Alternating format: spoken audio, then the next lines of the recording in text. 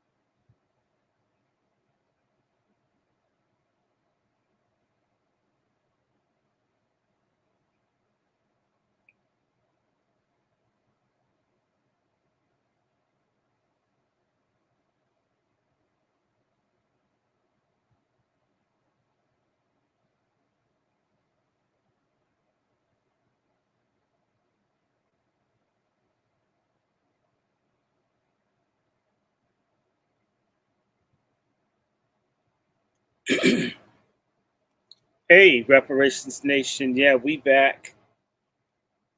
We back. We're gonna kick it off in a couple of minutes. We're gonna kick it off in a couple of minutes. I can't wait.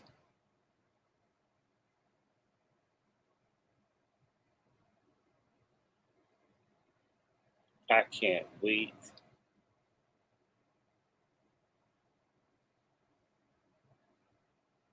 Give me a second. We're gonna have some fun.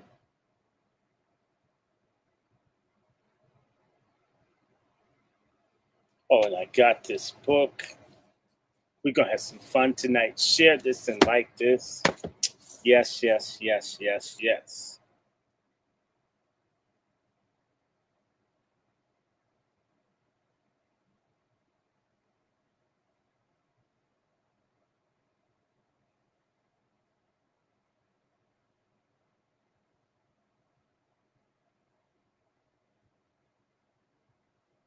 Yes.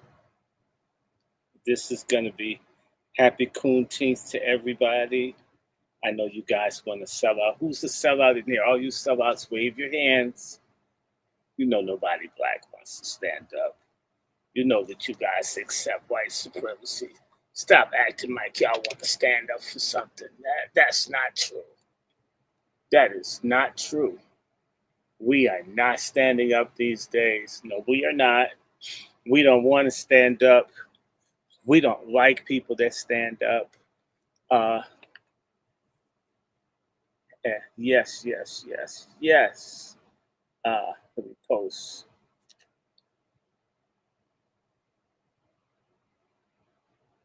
Yes, yes, yes, yes, yes. Yes. Come on, y'all. Share this, like it, get the likes up. I never get comments from people. I'm going to talk to White Jesus about y'all. Really. I know he's going to. White Jesus always tells me what I need to do. I like White Jesus.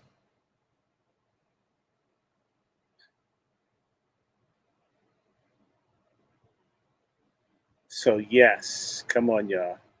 I told you I was going to do it last night, and we went long. And oh my God, there was a racist on there. Hey, Epic Eric, white to you, Sister Shira. Uh, you should come on. You would love this, but you're probably sleepy. You just flew in from Atlanta. Uh, this book here, oh my God, you guys have got to hear this. You've got to hear this. I'm not, normally I do that. Y'all got to hear this. Come on in. Hold on. This is such an honor to share this and other books. I hope you guys are enjoying Juneteenth. And if you guys want to know, I know y'all heard that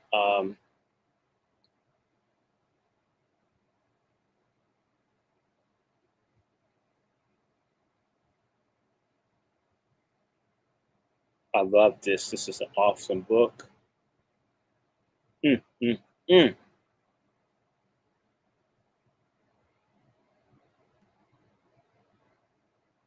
mm, mm, mm.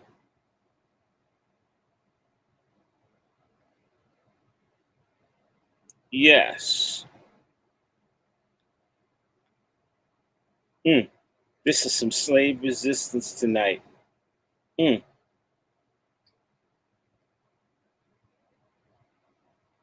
Mm, Y'all gonna love this.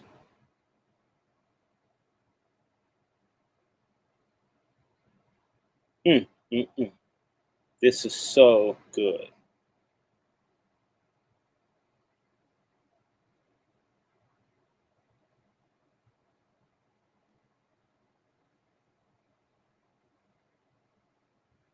Come on, y'all. I got Shannon Symbol at 10. Hey, Brother Mark. Oh, yes.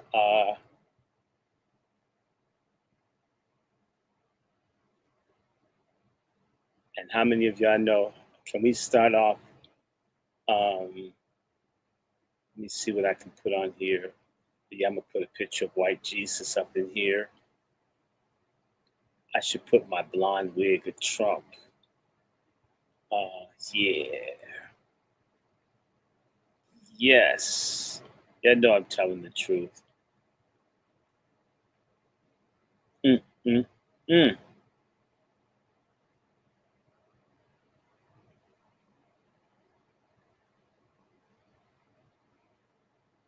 me see. I'm almost done. I'm almost done. Let me see. Is there one more image?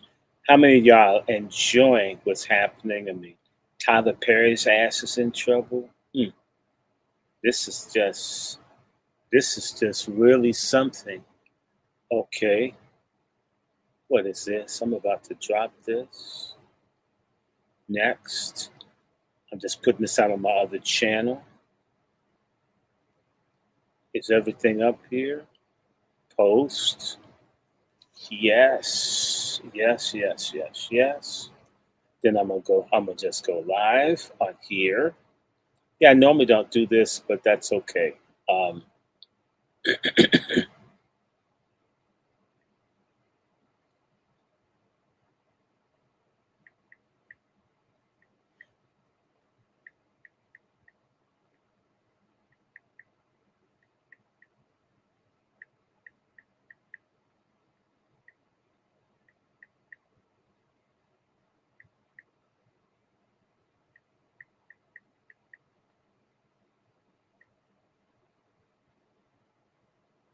hold on, no, I'm almost there.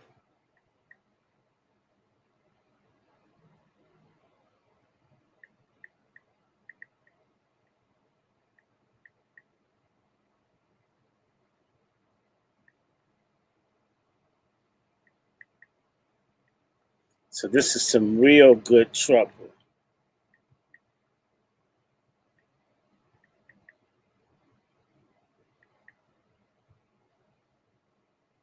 And we're gonna raise some sand up in here. I mean, I'm pitching a bitch up in here. What did y'all do for Juneteenth? Because I know some of y'all sold out. My thing is, who went out on a date, an interracial date today? Somebody did it. Somebody went on an interracial date today. Yes, you did. Don't lie. All right. How is everybody? I'm going to start in about 3, 4 minutes. So just get the word out because people, they're shadow banning the hell out of me these days. They're shadow banning the hell out of me.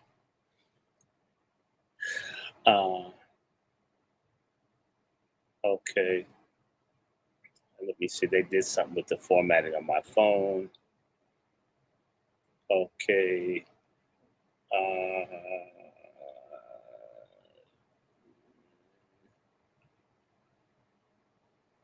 no. Set up later in settings. Next. They did something new with this damn phone. I don't know what the hell that's about. Okay. How many of you guys saw that Donald Trump slashed or talked bad about Juneteenth? I'm not so upset about that in the sense that I think black people, like Jews, should just have their damn holiday and people come to accept it. Right? We should just do our thing. We shouldn't we shouldn't uh, we shouldn't let anybody tell us what's a good day, right? We should be able to just be happy and do our own thing. And we shouldn't be waiting around for anyone to tell us what's a holiday or whatever. We can do our own thing of our own accord. What's wrong with that? Why do we need um, somebody to tell us when we can celebrate or why we should celebrate, right? Um,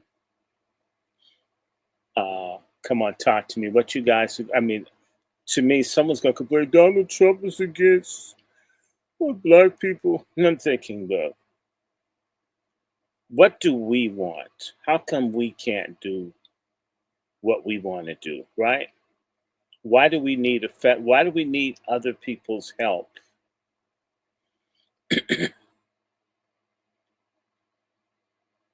Why do we need other people's help to celebrate our ancestors and us? Why do we need that's how the Tethers and everybody else got in. The minute you handed this over to the feds, the minute you needed somebody else to sign off on it, that's when we got into trouble. That's when we got into trouble. Okay. We got into trouble when why would a racist get what you wanted right for the holiday? Little one, the cloth is from Ghana. Um, this cloth behind me is from Ghana. And just because folks are mad and doing all this anti-Africa stuff, there's nice stuff, nice people in Africa. We can appreciate it. There are a lot of white folk hate the shit out of Africa, but love African stuff. So I don't hate Africans. I can like African stuff and be a Black American.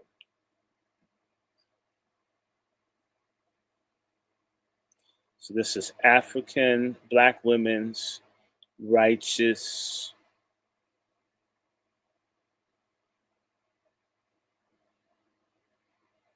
I'm gonna put this in here because they're not gonna like what I'm saying.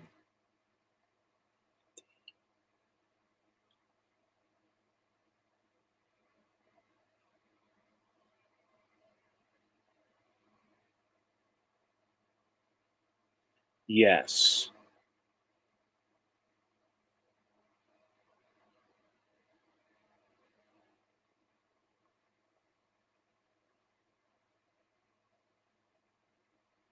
I'm almost done. I got one more to do, and that's gonna just be.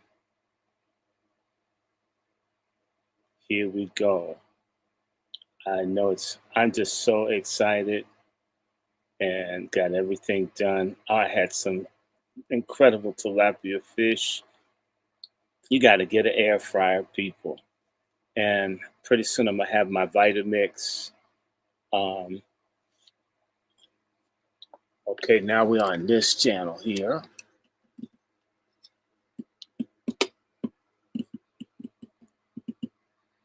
And I'm going to put this on Twitter. Ebony Eyes. Okay, everyone. We're almost there. Hello, hello, hello. Yes, we're going to be talking about massacres and stuff. I was doing this before, and man, I'm telling you, it is a trip getting old. I don't even feel old per se, but shit happens to you whether you want it or not when you're getting there. So let me put this up on Twitter. Put it up on Twitter so nobody have an excuse. I'm gonna go. I guess I could do that. I could go live. And what's happening? Here we go.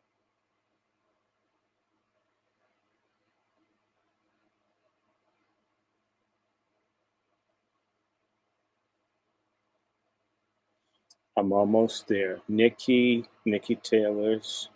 I'm gonna show you this book in a second.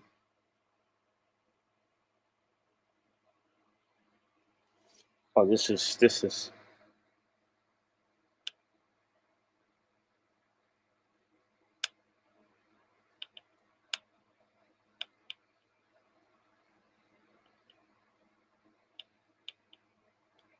Nah, he didn't. Hold on 1 second. What did folks do? So somebody's in Texas. Where's everybody from? Tell me where you're from by state and place. What cities are you from? Where's everybody from tonight?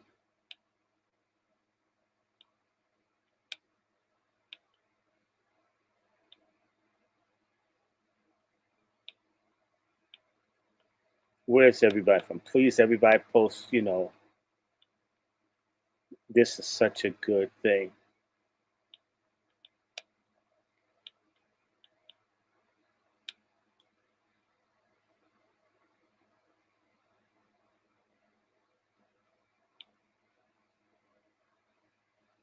Okay.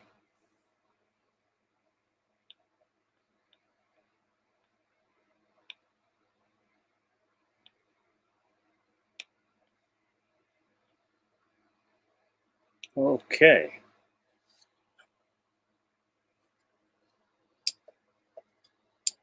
Hmm.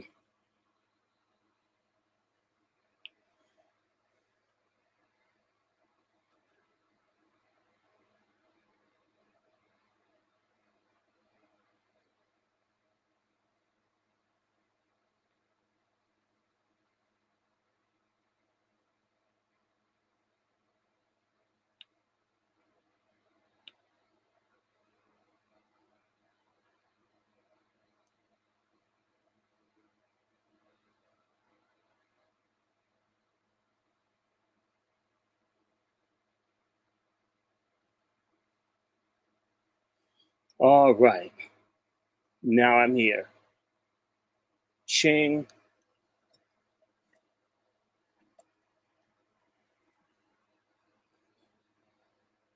Turn this shit around. There you go.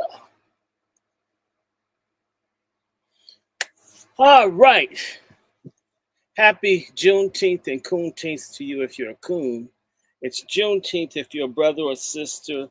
These days, I can't tell. We have so many traders in our community, it makes no difference. That's the reason that we're not freer. Hey, Mr. Jenkins. By the way, I have relatives named Jenkins, but they're in Georgia. I hope everybody did some genealogy today. I hope everybody did some connections. And we're going to get right into this. I am behind, but I was listening to Scott Ritter. I hope all of you guys are against any wars. I mean, Iran, their asses are winning and shit. This is crazy. Their asses are winning. Uh, they're winning. It's just I'm just saying. Oh, Chicago, what Detroit? Oh my God, I love. I've only been to the airport in Detroit. I'm going to try to go. Somebody's from Chicago. I love Chicago, but there's lots of corruption. Decatur, Georgia. Cool, because everybody know I got big family in Georgia. Baltimore. Star, I didn't know that you were in Baltimore. We got to meet sometime. I mean, Baltimore, I need to go up there. I have family. Baltimore is named for my grandfather. I'm not shitting you. If I were to go and pause it, I go up and Lord Baltimore's daughter married my eighth great grandfather. So Lord Baltimore and Anne Arundel he's my ninth great grandfather, and Anne Arundel's my ninth great grandmother. So Baltimore is, yeah. Well, Star, I mean, if you want, email me. I'll give you my number. I would happily. I love Baltimore. Go up and get some seafood. Um, I love Baltimore. Baltimore is the second home. My Twitter is there's several. I'll put my Twitter. I've got a couple of them. I don't use all of them. I think what is this one? Uh hold on one second. My Twitter, because they kept taking me off. So I can't use my name. One is Kuna Bomber. Kuna Bomber is one Twitter account. I like that title. Kuna Bomber, and I'll write it again. I love it. Kuna Bomber, because I'm trying to fight coons. Kuna Bomber. Another one is, what is it? DRS1, C Buster. That's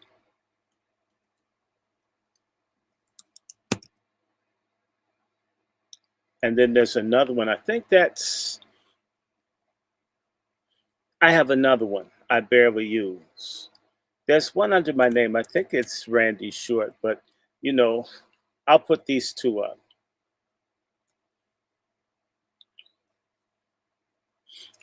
Those are two I use the most. I have another one I use, but not that many people do that. So I try to put, and I do it on multiple channels because we get shadow banned. I was doing a Twitter space with someone, and they, I tried to tell people do not use my name too much in Twitter. They will take your space down.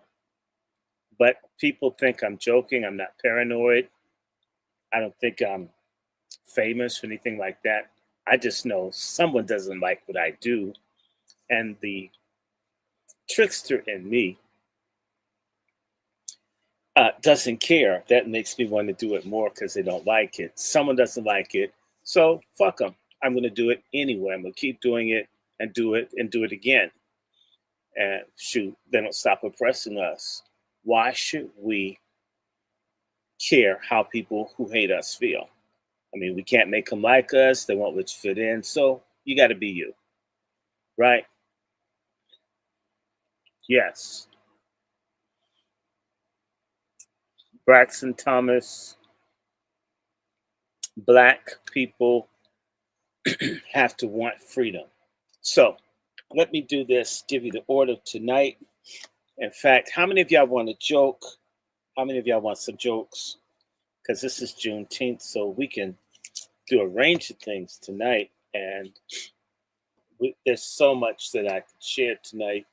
And by the way, I want to tell everyone, I want to thank all the people who've been like supporting the channel. Most of what I do on with the channel And sometimes I help other people if they have an issue. Sometimes I can't.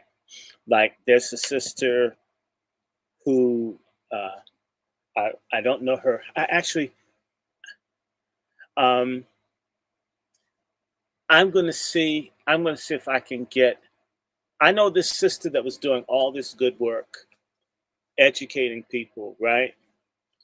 She was doing all this great work to educate people at the DC jail, and they lied and they fired her. So a warrior sister. Her name is Candace, Elizabeth Candace Eddings. She was in charge of educating the young people in the DC jail, and they lied on her. She wouldn't sleep with her boss and this other stuff. That's why I'm going to talk about black women tonight. You know, there are a lot of unsung men and women in our community, black women and black men, and they go through a lot of horrific stuff. I've seen a lot of black women go through a lot of sexual harassment and abuse just to hold a job. God forbid you're a single parent like she is with three children, three boys, and you're putting up with garbage every day. But this woman's changing lives. But they faked it, they rigged it, and I mean she's almost losing everything. And so, in our little fellowship, we're not big. Sometimes we give money to people, like just send someone $100, send them 50. It won't do everything, but it'll do something, right? Like I need to send something in about 10 days. The sister that I had on that Kamala threw in jail, Sheree Peoples, I need to at least try to send her 50, maybe 75, $100. It doesn't do much, but it's something because our people are hurting.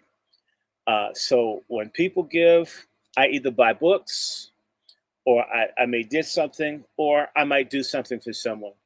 So just know I'm in the same location. It's not all that fancy. So, I'm not traveling the world, although I may travel now and then. But I am going to give you something to laugh about. But I'm going to probably do this later this week, but put out the cash apps of a couple of warrior sisters that are doing the right thing, that need our support. Sheree Peoples, a lady that stood up to Kamala Harris, uh, Sister Eddings, all the stuff that's been done to her. Y'all need to know that the lady I was doing it live with last night, she was looking at losing a $600,000 or $700,000 home, and we all got together. You guys helped. We raised $9,000 to help the sister save her home. I didn't take it. I said, "Sister, how do we get it to you?" And I did it. Okay. I wish TD Jakes and these other black people. I'm on a fixed income. In fact, I'm an SSI person. Real talk. So I don't have that much, and I can do a little bit. It doesn't make sense to me that we have all these black billionaires and other people, and we don't help one another. We don't invest in each other. We don't have stores. We used to have all this stuff. So, uh, I want to do something for Miss Eddings. She was helping people get off drugs. All of this is, and it. I'm going to say this, and I don't care how you take it. When you know what our people are up against, it's very difficult not to get depressed sometimes.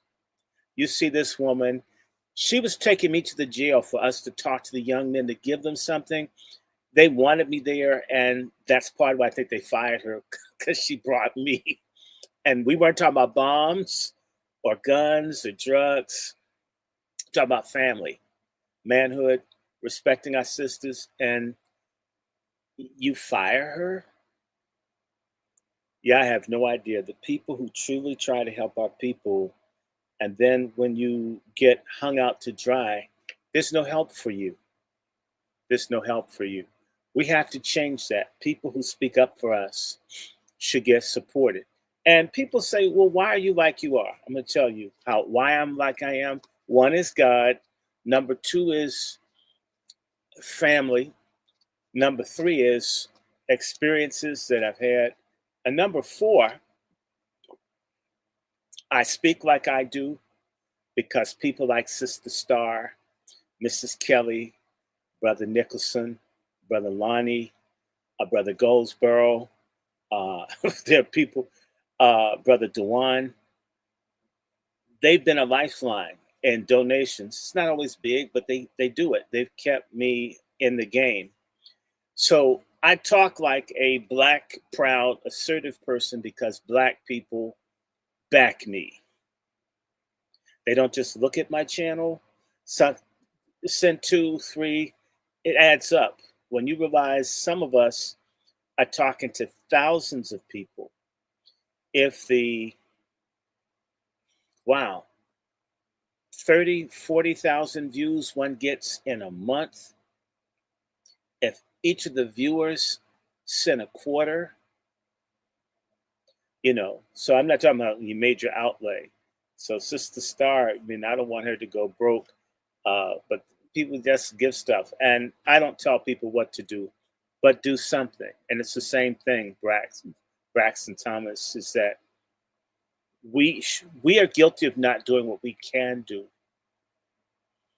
Wilmington, North Carolina, Greensboro, North Carolina, U Street, Sugar Hill, Southeast Baltimore, Black Wall Street, uh, all the Black communities,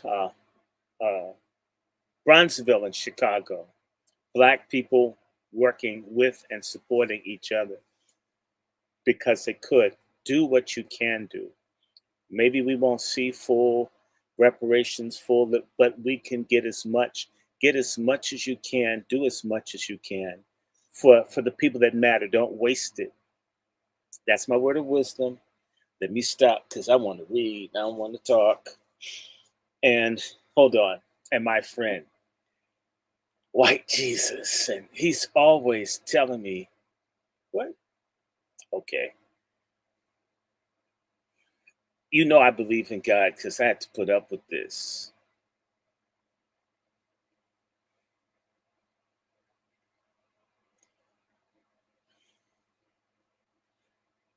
I'm going to lose all of my Black friends over this person. It's bad enough following White Jesus. Then all the other Black people that get mad that you're with White Jesus. Then he says, I'm going to put you down. I'm going to repeat this. White Jesus, he has a lot of Black jokes. One joke that he just said, and I'm like, damn, shoot, I'm going to be a Muslim if White Jesus keeps talking like this. White Jesus said, what do Black people, name two things Black people have in common with bicycles and motorcycles? I'm going to write this up. I'm going to put this up on StreamYard. This is so awful.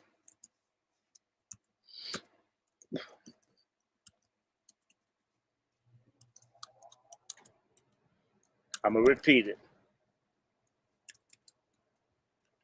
Name two things Black people have in common.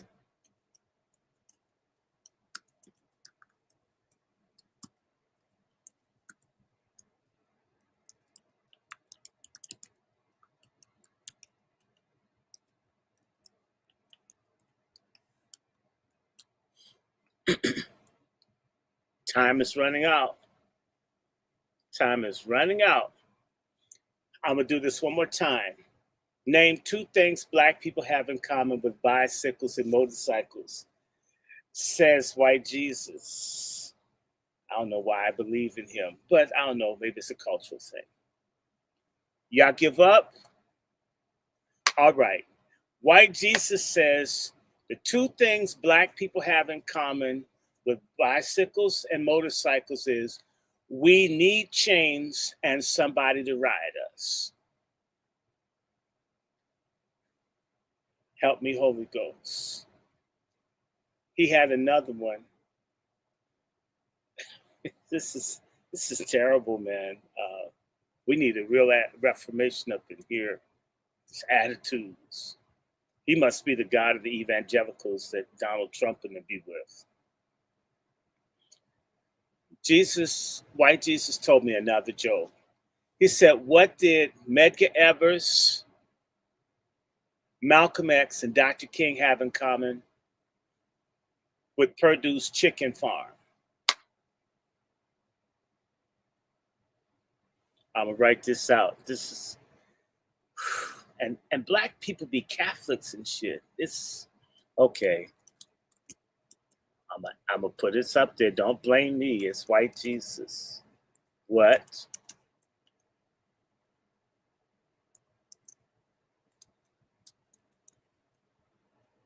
What did Medgar Evers, Malcolm X,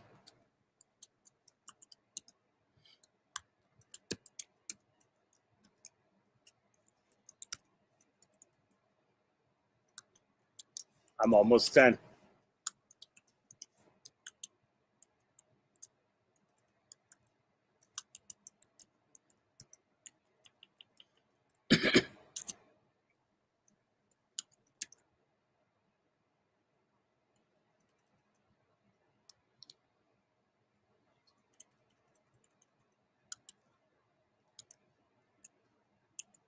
How was Medgar Evers, Malcolm X, Martin Luther King?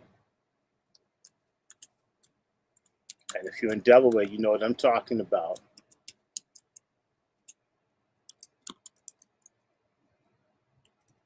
I'm about to tell y'all because y'all are not helping me.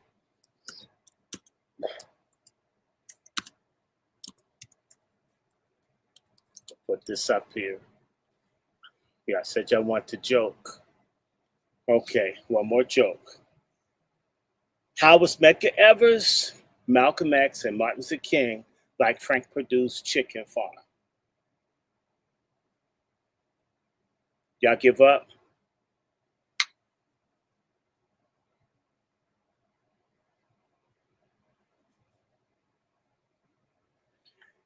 He said that Medgar Evers, Malcolm X, and Martin Luther King were like Frank Purdue's chicken farm was they didn't have any ducks. Shit, I'm gonna put him away. That's enough. I'm not gonna lose my friends over this shit. Haven't y'all had white friends that would come around you and say really crazy shit because they think because you're friends they can say some real racist shit and almost get their asses killed? If you're white watching this, please don't repeat white Jesus jokes. I don't want to see your ass up on YouTube laid out somewhere. Okay? And I had white friends, they would always have like just nonstop nigger jokes. And then they meet the one black person that's been traumatized by racism from like deep south, someplace. They went to school, got beat up all the time, and they just go beat the hell out of somebody, and then you couldn't be friends to them, right? I mean, but I see black folks that have white friends that don't respect them because there are some true white people out there that are true friends. I'm never going to tell you that all people in any group are bad. That's not what we do on this channel. Okay? I'm not like Fucker Carlson or these other people that just put all black people in a basket. I don't put all white. I don't. But racism's a reality. Now, thank you. We've been at this for a minute. Tonight, ladies and gentlemen, for Juneteenth, I just got this book. It's Nikki M. Taylor's Brooding Over Bloody Revenge, Enslaved Women's Lethal Resistance. These are black women that had to delete their rapist slave masters. The first affirmative action program. In fact, this is some DEI shit I can get down with. Dirty European infidel. And they deleted their asses. And I'm going to read some of this tonight. And let me grab my thermos because your throat gets dry. In fact, where my Jolly Ranchers at? I'm not supposed to have none. But, I'm going to have me one of these so I can get through this. So, and some of y'all are still mad about White Jesus. He's all right. I'm going to get a black one soon, and whichever one wins the fight, he'll get to be my co-host. But I'm putting my money, because I'm in America, on White Jesus. Because, where white folk coming from. Black people be iffy. I even think of Black Jesus. It's probably how we ended up enslaved. We probably sold us out for some welfare cheese. Just kidding. Just kidding. Okay, so let me see. I'm going to read some of this. Again, this is Nikki M. Taylor. See this? And it's not that expensive. It's on Amazon Audible if you're lazy and you don't like to read. Look at this. Nikki M. Taylor, Brooding Over Bloody Revenge, Enslaved Women's Lethal Resistance. And I'm so excited. Let me get my thermos. I got my Jolly Ranchers. God, I love Jolly Ranchers, especially the cherry. Maybe it's because I'm a man. Y'all understand. Let me get my thermos. It's right here. Okay. That way we won't dry out. And, all right. Got my board. And let's get busy. Yes, Lord. Let me read the inside jacket. In fact, let me wet my whistle first. That's what white people say. Since we do everything that white people say, don't get mad. Good. Thanks.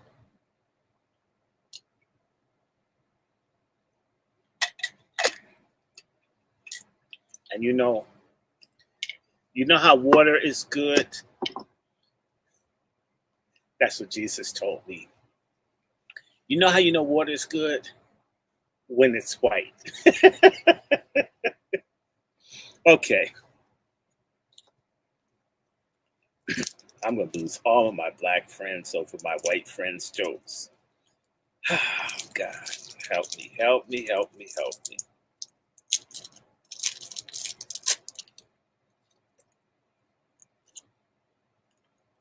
Hate when there's a piece of plastic in your mouth.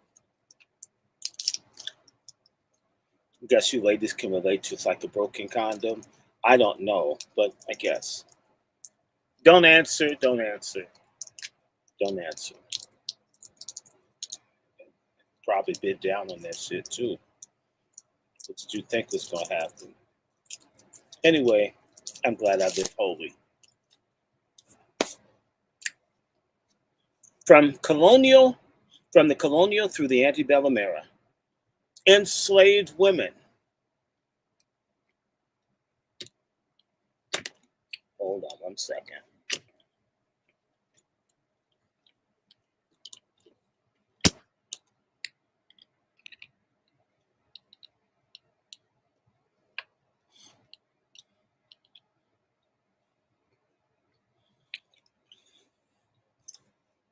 Enslaved women in the USA use lethal force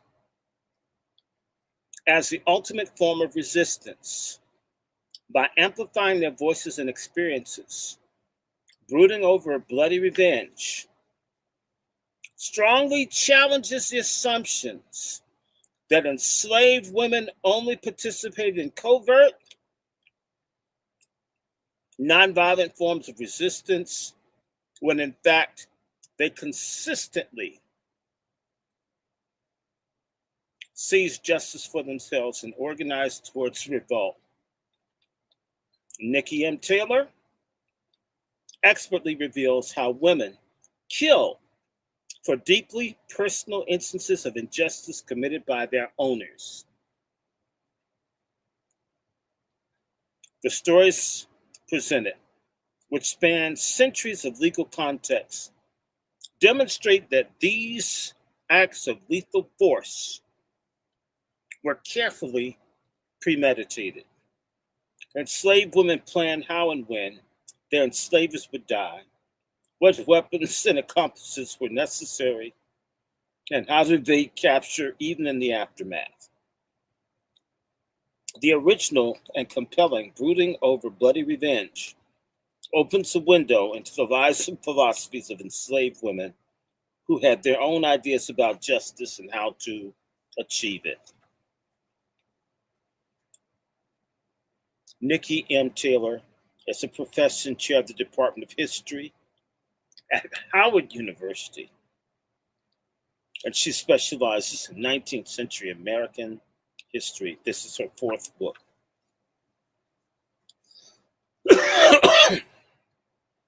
This is from Cambridge University Press.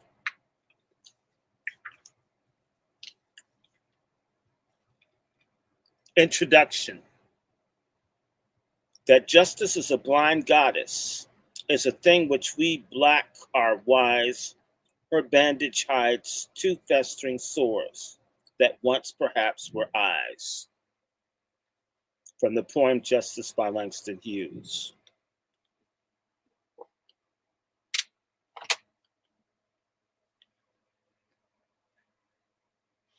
In Clark County, Kentucky, on January 23rd, 1812, Peggy Daniel, the wife of Captain James Daniel, was viciously attacked in their home by Charlotte, their enslaved woman.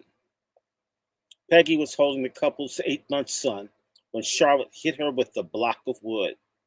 She then pushed her mistress, or female slave owner, and her baby headfirst into the fire blazing in the fireplace.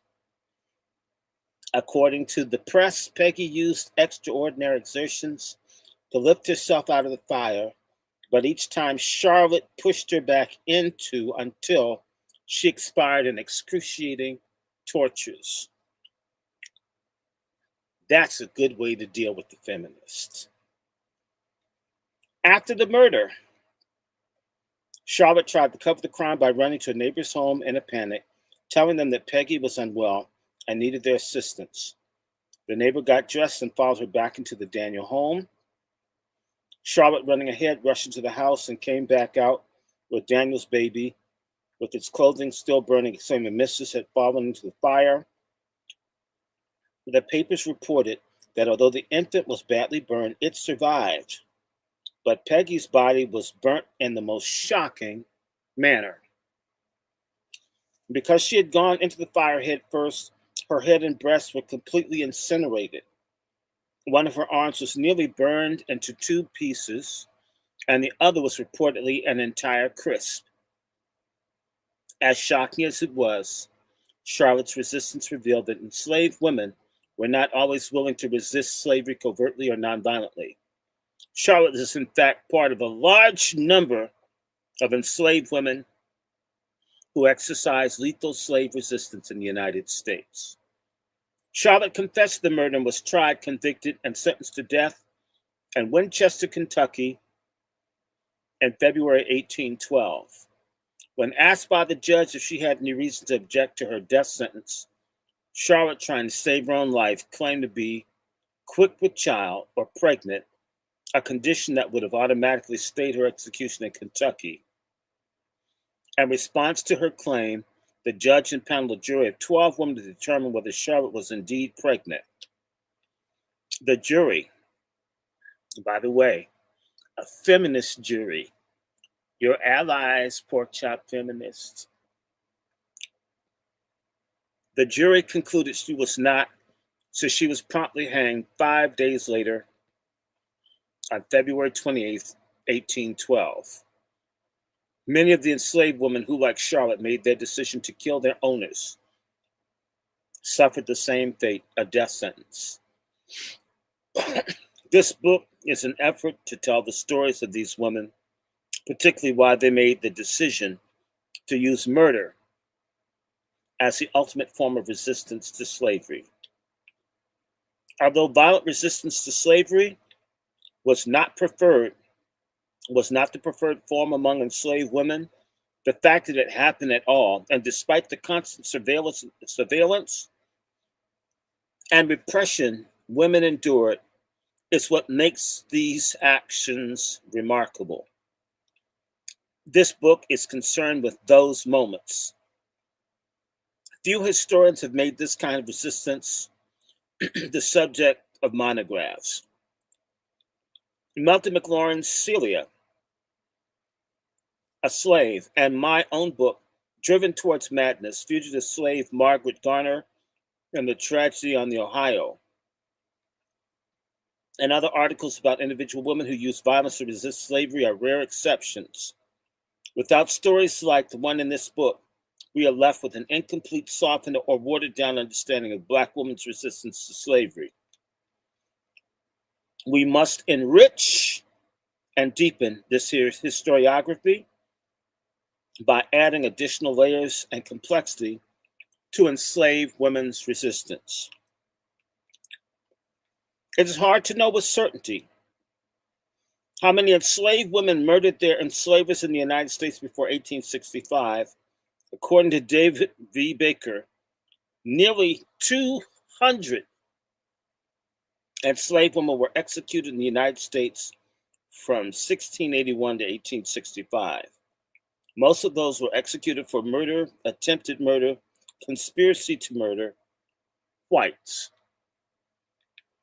However, Baker's estimate may be, come on, this is the thing about academics, this is low. May be too low. Local authorities suppressed news stories about these incidents because the publicizing such crimes could seriously threaten the social, racial, and gender order. Even Charlotte's own story was barely mentioned in the newspapers. Another consideration for the low estimate is the fact that in the colonial and early national eras, before the erection of separate judicial processes for enslaved people, owners resorted to their own brand of punishment or sale. Moreover, because several southern states offered justices the option of transporting convicted enslaved murderers to another region or county or country as punishment, counting the executions alone misses an entire group of women who were sold and transported for their crimes. In addition to the historical, social, and cultural barriers to obtaining the exact number of enslaved women who murdered their own owners or overseers, the archive has been lost, damaged, or destroyed. Many trial records about these capital cases have been lost to fire, water, and degradation, especially in the earlier eras. Other records have been simply misplaced or misfiled. Using Baker's baseline number to extrapolate between 1681 and 1865, hundreds, possibly more than 1,000 enslaved women committed or plotted to commit deadly violence against their owners. Even with that extrapolated estimate, it must be emphasized that compared to other demographic groups, enslaved Black women were the least violent people in American society during the age of slavery. Let me say to you, one of the women in my extended family, and see, this is something that this lady didn't think about, got a slave master's son to kill his own father over her. So she got the dad deleted. Because women know how to get someone else to do shit that they want.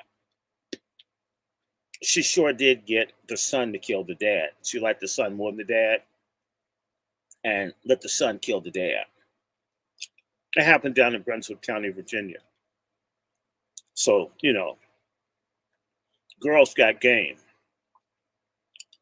When enslaved women did sometimes murder their own owners, it wasn't not simply murder. It should be understood that as slave resistance. When enslaved women did commit murder in the colonial era, 92% of their victims were white. Working number.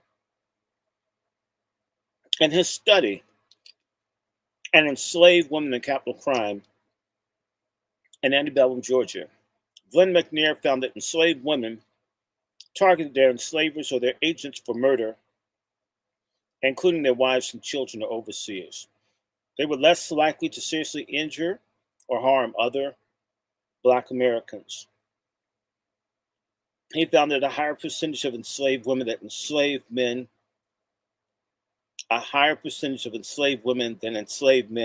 murdered their owners.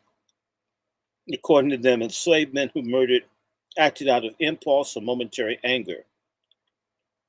Women, he insists, used a higher degree of premeditation, which made them more effective resistors ultimately.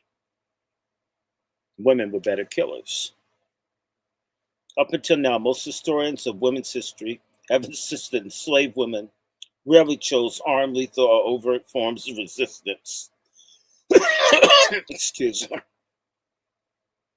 Stephanie Image Camp, for example, emphasized that they rejected explicit or confrontational violence in favor of covert, non-confrontational acts of everyday resistance, which included insolence, disassembling, disobedience, feigned illness, absenteeism, work slowdowns, temporarily running away, and poisoning food. Women also resisted slavery by pretending to be pregnant or claiming that they suffered from debilitating menstrual issues that interfered with their work. Everyday resistance also included appropriating additional food, clothing, hair bows, and other luxury items from their unsuspecting owners. This form of resistance yielded many personal benefits, including reduced workloads, additional time off, or reassignment to different tasks. Despite the varied and creative ways enslaved women practiced everyday resistance, historians have categorized it as non-threatening and less likely to undermine or challenge the social racial order the way a slave result would. Consequently, women's everyday slave resistance rarely ended in their executions, which meant it was the safer option. Not only has women's resistance to slavery been exclusively understood as the softer everyday variety, but has also been mischaracterized as it relates to collective and organized resistance.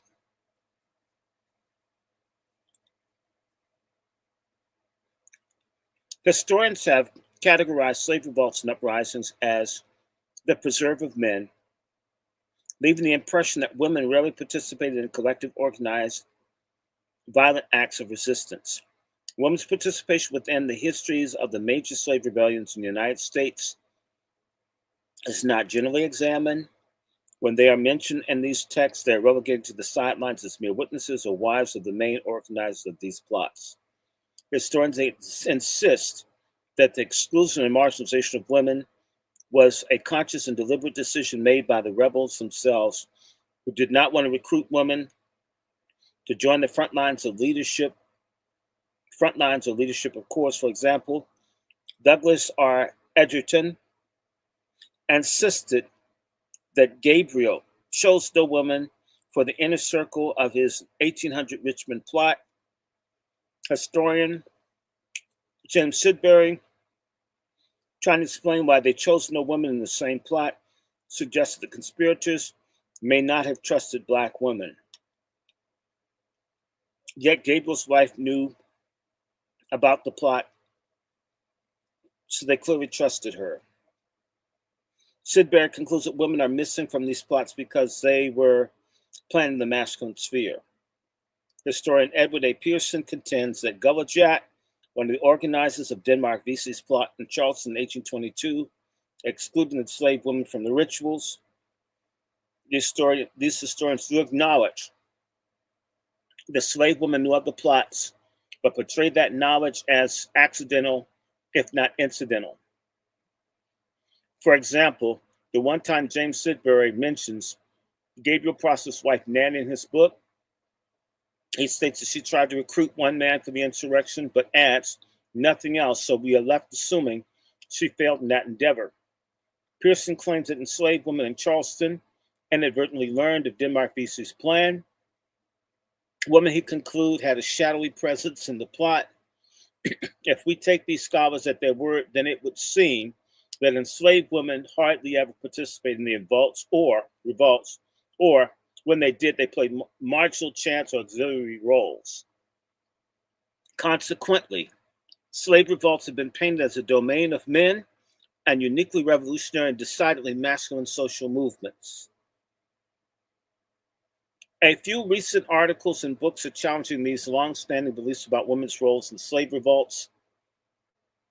And surviving Southampton African-American women resistance and Nat Turner's community historian Vanessa M. Holden offers a new way of seeing women's role within the history of major slave revolts.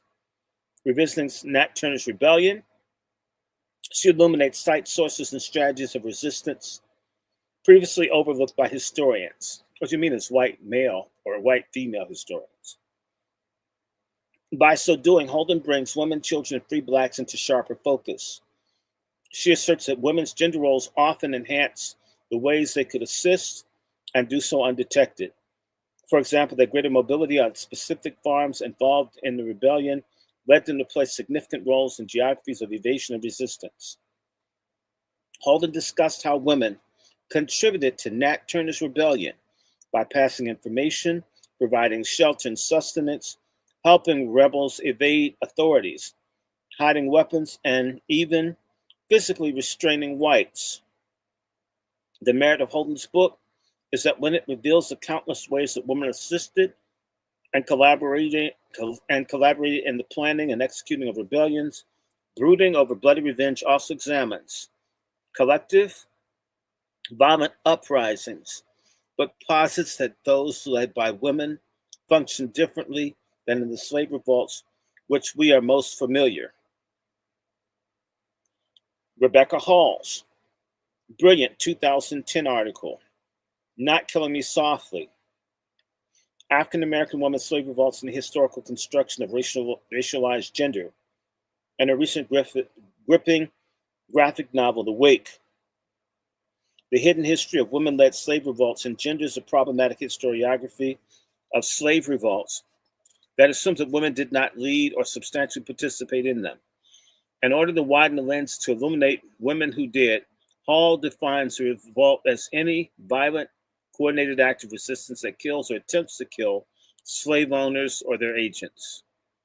Her definition, plus historian Eugene D. Genovese's concept of simple revolt, which weighs against an unbearable exploitation or the overstepping of traditional arrangements, are useful. I use a combination of Hall's and Genovese's definition to shape the contours so I use revolt here: organized, coordinated, violent, or lethal acts of resistance that are motivated by unbearable exploitation and injustice. This definition aptly describes the actions of the women in this book. I'm not going to wear this thing out. I want to get down to the story. You can read the rest of the introduction because you can get the book yourself. I want to get into the actual chapters. So I just gave you a taste of the introduction. How y'all like this?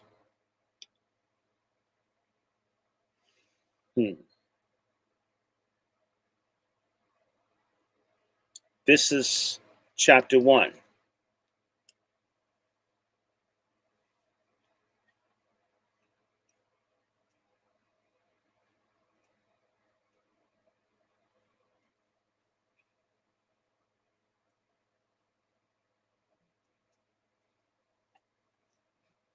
I'm going to try to do maybe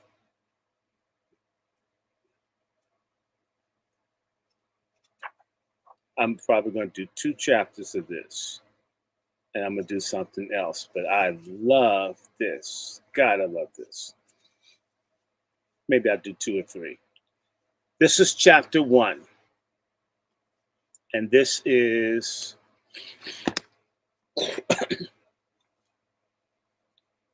Phyllis and Phoebe. On Sunday morning, June 29, 1755, Phyllis, an enslaved woman owned by Captain John Codman, prepared breakfast as usual. The wealthy captain was a merchant and slaveholder who resided in the town of Charleston, in the colony of Massachusetts. A widower since 1752, Cotman lived in the home with his children and enslaved people. Phyllis prepared his usual breakfast of a bowl of water gruel, oatmeal, and gave it to his 31-year-old daughter Elizabeth to give to her father.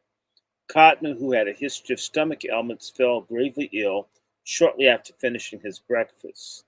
As his condition worsened, his children and enslaved cooks, Phoebe and Phyllis, tended him at his bedside with great tenderness and concern. The captain is said to have languished for 15 hours in his bed, suffering from convulsions. He died 2 days later on July 1st, 1755. According to the Boston Evening Post, upon examining Cotman's body, Middlesex County Coroner John Remington noticed that the lower parts had turned black as coal. Perplexed by the unnatural state of his body, the coroner Remington held a coroner's inquest that began on July 2nd, the day after John Cotman's death. After his cause of death came to light, the officials uncovered a diabolical conspiracy that dated back at least 6 years. Colonial Charlestown, Massachusetts was a port city located 2.5 miles north of Boston and separated from it by the Charles River. Both whites and blacks freely traveled between the neighboring cities of Charlestown and Boston for business and personal reasons. On any given day, enslaved people, merchants, or fishermen took the ferry to and from Boston, underscoring the connection between the two port cities. The economies of Charlestown and Boston both centered on trade, shipbuilding, fishing, and distilleries. But Boston was the more significant of the two. Let me just say to you that Sam Adams and other people were making gin and rum to fuel the slave trade. Sam Adams and these people were selling and making booze to give to people in Africa to get them to kill and enslave each other. And the Africans took booze. Booze was money to them. Oh, yes, it was. It was a major item of trade. And so booze, which was made from sugar cane and molasses and so forth. I just want y'all to understand that. These people talk about up north and slavery, that everything in America around money has something to do with black people getting screwed. Always.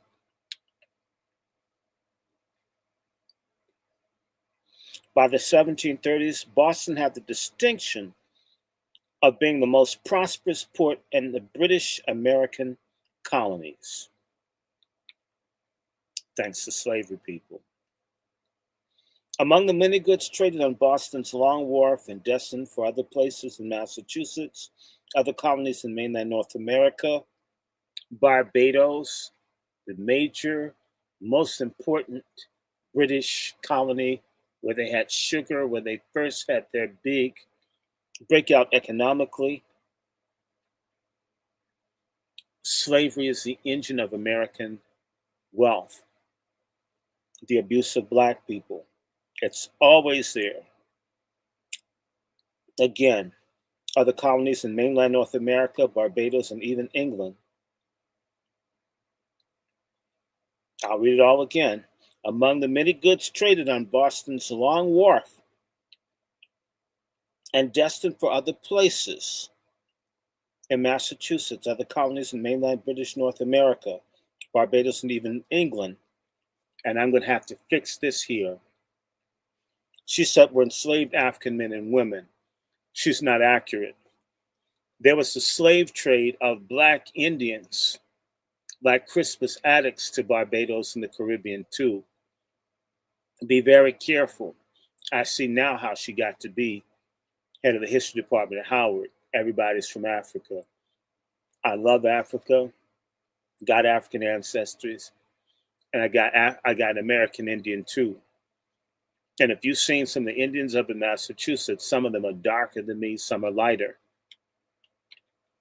There was an extensive slave trade from New England to the Caribbean, and they were selling not black people because New England never had a huge number of people brought from Africa. These were Indian people taken from warfare and other things. King Philip's War, War with the Narragansetts, and others. People lie. Get it right, lady. She was good, but I'm going to bust you if you didn't tell the truth. The earliest evidence of enslaved Africans in the Boston area can be traced to 1638, when a group arrived in the ship Desire. Still, slavery, listen, she says it right here, never became a dominant feature in Boston's cultural economy. No, you didn't need to bring slaves in, you had Indians there. Most Boston slave owners owned just one or two people as personal servants or artisans. Why? Because those places aren't big agricultural. The money tended to be on ag, cash crops. Soil isn't the same, the temperature. Although it's hard to find accurate census data from colonial Massachusetts, roughly 280,000 people reside in the colony by the mid 18th century. In 1754, when Governor William Shirley ordered a colony-wide census of enslaved people older than 16 years old, there were 954 of them living in Boston, which is Suffolk County, comprising roughly 5.6% of the city's estimated total population of 17,000. An incomplete slave census of Middlesex County, where Charlestown was located, recorded just 353 enslaved adults in that county. Yet together, Suffolk and Middlesex counties were home to the majority of blacks living in the colony of Massachusetts in the mid 18th century. Even before the American Revolution, slavery was on the decline in the area. In 1750, 80% of Boston's black community consisted of free blacks, most of whom reside in the city's north end. Boston's black community was consequential. Several black Bostonians in the colonial era would later make their mark in history. Future poet Phyllis Wheatley, future founder and first Black Masonic Lodge Prince Hall, Elizabeth Mombrett Freeman, who successfully sued for freedom after the American Revolution, all lived in Boston in the 1750s. Great fluidity existed between Boston and Charlestown. Some enslaved people living in Charlestown had spouses and other family members living in North Boston, so it's not unusual for them to travel between the towns in both directions to visit their loved ones. John Cotman's people, for example, regularly visited Boston's North End on errands to visit spouses and friends for work and leisure activities. Black Boston, with its healthy and growing population of free blacks, offered Cotman's enslaved people a taste of freedom. Perhaps it was after that taste that made them increasingly discontented with their owner. John Cotman was born on September 29th, 1696 in Charlestown, Massachusetts, to Stephen and Elizabeth Cotman. Both of his parents died by the time he was 8 years old, so an older brother cared for him until adulthood. In 1718, John married Parnell Foster, the granddaughter of Mary Chilton, a pilgrim who had arrived from Europe aboard the Mayflower and who was reportedly the first woman to land at Plymouth. By this time, Parnell Cotman had died on September 15th, 1752. The couple had given birth to 11 children. A saddler by trade, Cotman also worked as a merchant and sea captain. In these various endeavors, he managed to amass a great deal of wealth. His estate was valued at £6,000 in 1749, the equivalent of $1,385,000 today. This included a mansion, a ship, a forge, 7 enslaved people, 30 acres of land in Bridgewater, and 50 acres of land near Harvard College. Historian Lorenzo Green's research listed John Cotman as among the leading slaveholders in the Massachusetts colony. Captain Cotman was also an ensign or junior officer, and in the first and now oldest chartered military organization in the Western Hemisphere, the Ancient and Honorable Artillery Company. Posthumously, he was described by elite local whites as a remarkably upright man, both in person and character, and is greatly respected. However, Cotman's enslaved people did not think so highly of him as white elites in Charlestown and Boston.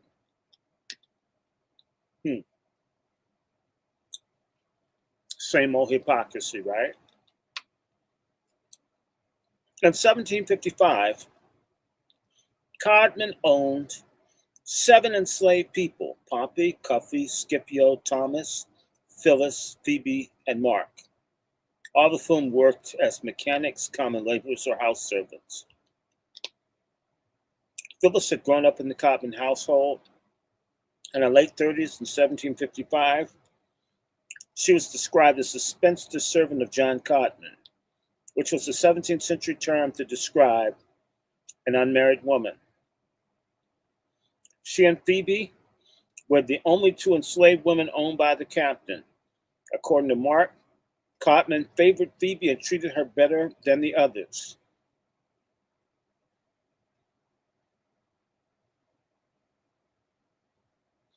Phoebe was married to a man named Quaco. The couple did not legally marry, but they were recognized as husband and wife by contemporary black and white Charlestowners. The archive does not reveal how the 2 met or where they married. Quaco lived in Boston with his owner, James Dalton, who owned a restaurant. He sometimes spent his night and weekends with his wife and the Cotman Garrett in Charlestown. Quaco had a long and notorious history, likely born in Africa to an African mother. Judging by his Akan name, he may have been transported in a transatlantic slave trade to the Dutch colony of Suriname, where he was enslaved most of his life. Quaco and a female accomplice had been accused of poisoning in Suriname.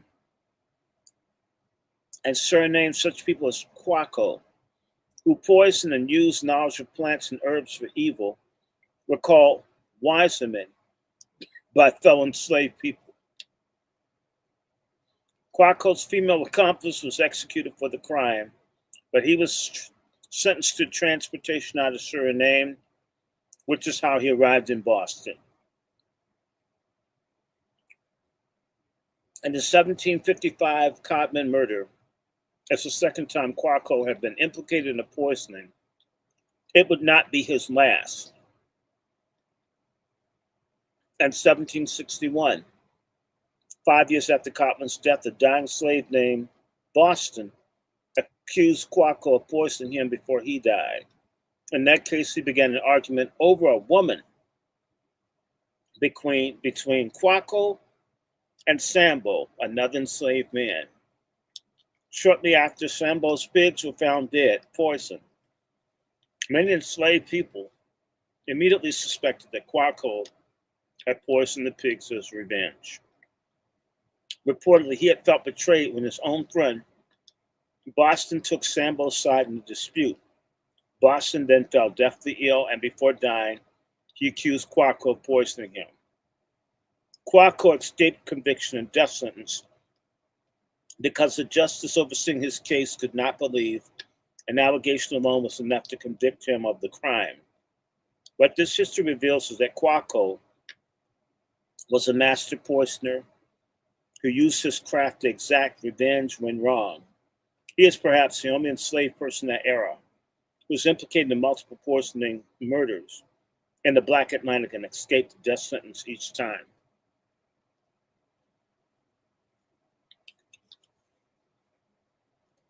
Mark is the only Cotman slave for whom there is more biographical data available, much of it provided in his own dying declaration, the last and dying words of Mark. Mark stated he was born in Barbados in 1725 and was sold as a child to Harry Caswell of Boston. In the colonial era, ships routinely traded between Boston and Barbados, so his transportation to the colony was not so unusual, but it was certainly traumatic to the young child who was permanently separated from his family and community. Mark's second owner, John Salter, was a Boston brazier, or brass worker by trade. Salter had a transformational impact on the young Mark by teaching him how to read and write. Mark fondly recalled that Salter educated me as tenderly as one of his own children. In the colonial era, owners rarely taught enslaved people to read. Owners who recognized their enslaved people's humanity might teach them to read so they could read the Bible. Mark was a Christian, so being able to read the Bible was important for his spiritual growth. For reasons unknown, Salter sold Mark to Cotman's. Unjust treatment of his enslaved workers was done with impunity. They had no one to appeal to for better treatment, realizing that they were powerless to change their owners' behavior themselves. Cotman's slaves hoped that different owners would alleviate their suffering. The dilemma that they faced is that they had no power to initiate their own sales to different owners, so they decided to force Cotman's hand. Sometime in early 1749, Phoebe, Phillips, and Marks designed a plan to burn down the blacksmith shop and workhouse. Phillips claimed that the arson was Mark's idea, and he claimed that Phoebe masterminded this plan. Phillips reported that Mark told the woman that he wanted to live in Boston, and if it was all burnt down, he did not know what the master could do without selling us. Both he and Phoebe had enslaved spouses in Boston, so they may have hoped that their next owners would reside in Boston so they could be closer to them. The arsonist calculated that the destruction of the blacksmith shop and all of his tools would lead to Cotman's financial devastation and force him to sell them to new owners. Though Phyllis later admitted that she set the fire, she implicated Phoebe and Mark in the arson, testifying that Phoebe had prepared the shavings and coals for the fire and Mark had placed them in the shop for her. The fire set at 1 a.m. on June 12, 1749, caused extensive damage. Cotman's blacksmith shop and several other buildings, a distillery and a brigantine dock nearby also caught fire, but escaped serious damage. The captain's damage were estimated at £6,000, a near total loss for him. That's all of his money, guys. But they had grossly underestimated their owner's financial resources. The fire did not force Cotman into financial ruin as they had expected. In fact, he did not sell a single slave after that fire, not one. Cotman could never figure out that his own enslaved people were responsible for it, although he may have had his suspicions. In the colonial era, fires were remarkably common, and most were not the work of arsonists. Phyllis, Phoebe, and Mark held the secret between them until 1755, when Phyllis admitted to officials that she had committed the arson.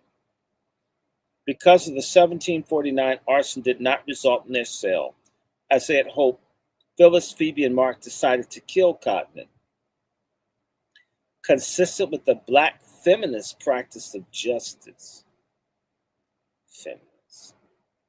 Murder was the last option for them to free themselves of Cotman for good.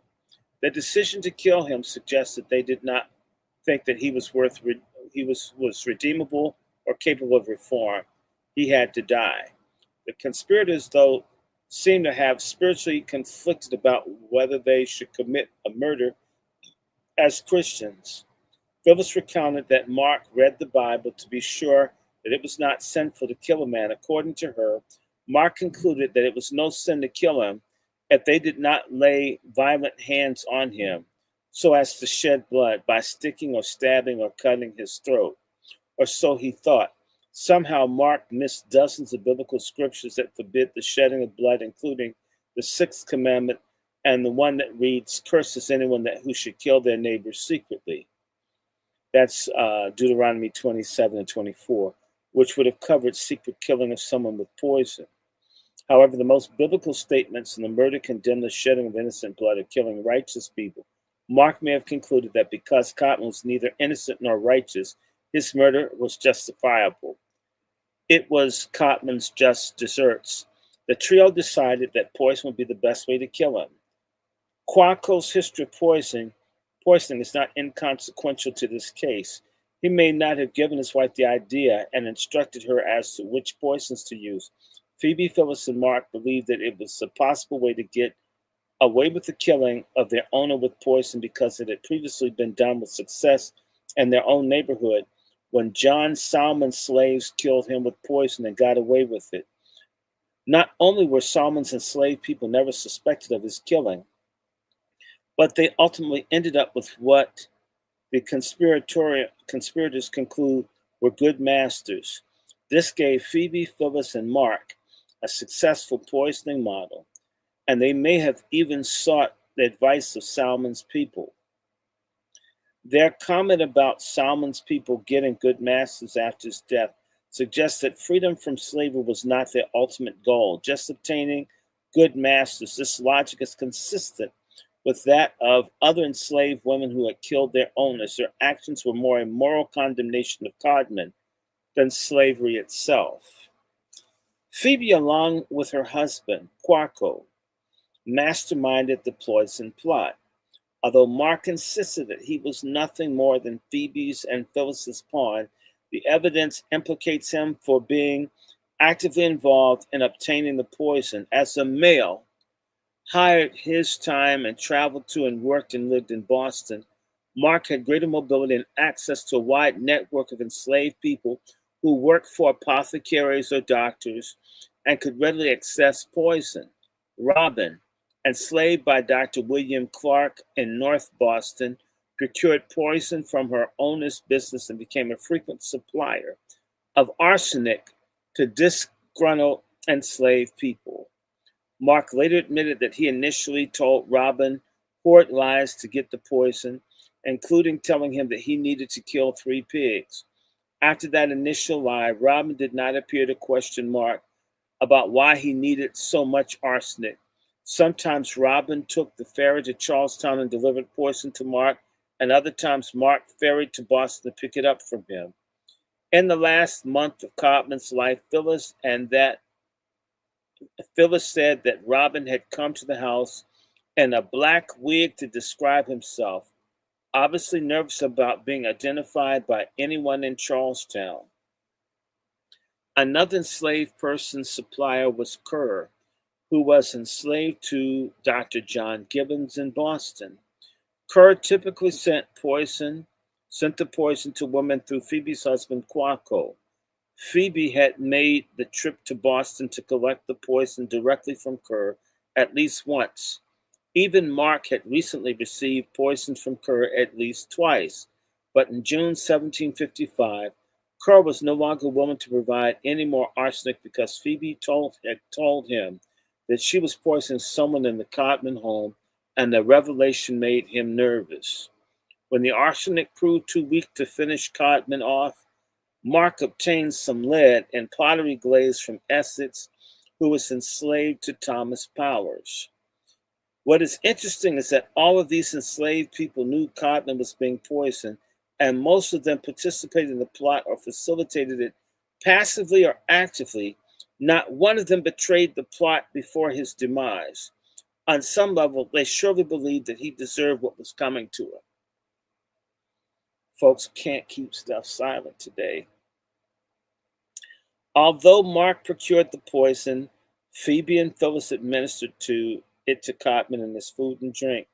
For 2 years, the woman fed the captain a array of poisons, including arsenic, uh, ratsbane, which is rat poison, potter's lead, and possibly raw cashews, which contain urushiol, which can be fatal if ingested before boiling. These women were quite knowledgeable about the poison's efficacy and potency, even how to administer each kind without detection. For example, the people that interviewed Phyllis determined that she seemed to have thought the lead was sufficient poison compared to arsenic. She knew a great deal about rat poison. Phyllis confessed that when Mark gave her ratsbane, she discerned that it was just only burnt alum and not real ratsbane. She doubted its authenticity because she knew that when people took ratsbane, they generally would swell. The master did not swell. Phoebe agreed with Phyllis's suspicion about the counterfeit ratsbane. The fact that the women knew the effects of rat poison suggests a high degree of familiarity with the effects in humans. The men were just as knowledgeable about the poisons. Robin had told them that arsenic should be dispensed in cold water because it would have no taste. He also instructed them that if used with swill or Indian meal, it would make them swell up. Moreover, he had also advised Mark to give a vial of arsenic in 2 doses, directions the trio apparently failed to follow. Quaco's own history proved that he knew about using poisoning to harm or kill. Women's strategy was to kill Codman slowly over time. Phyllis claimed that it's when Robin learned that they had not followed his instructions. He said that they were damn fools because they were not given to Master and the first powder at 2 doses, for you would have killed him, and nobody would have known who hurt him, for it was enough to kill the strongest man living. The larger enslaved community possessed extensive knowledge of palliative and medicinal herbs, plants, and deadly poisons. Women in particular learned the different uses for any given plant. Collard greens, for example, could be eaten or used to cure headaches by tying the leaf to the sufferer's head. Particular plants could have a dual function: to alleviate illness or to murder. Jimson weed, for example, could be used to treat headaches, asthma, or dropsy, or to kill someone. In 1841, in St. Augustine, Florida, an unmarried enslaved woman, along with Jake, an enslaved man, poisoned the entire Hyde family by putting the seeds of Jimson weed, a corruption of Jamestown weed, into their coffee. Every part of Jimson weed is extremely toxic if ingested, but especially the seeds. Ingesting as little as 15 to 25 grams of the seed can be fatal. The Hydes were immediately sickened after drinking their coffee, so it was obvious that the enslaved cook had poisoned them. The pair were promptly arrested. They confessed the following day and were executed shortly thereafter. As that case demonstrates, there's a thin line between using plants to heal and using them to kill. Practitioners could do both. Chelsea Berry found that in the West African language Igbo, phrases for preparing medicine, practicing sorcery, and neutralizing poisons are similar. Giwo or Oguwo to prepare medicine, Ko Oguwo to practice sorcery against, and Ro Oguwo to neutralize effective poison. Among the Akan speakers, the word Aduru means medicine and poison.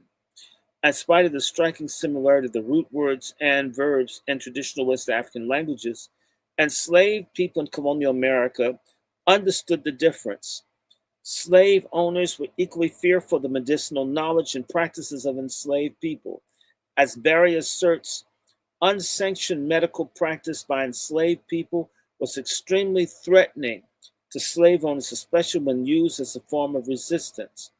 Because poison was done in secret, Slaveholders had to live in fear that with every bite of food they took, every sip of drink could lead to their death.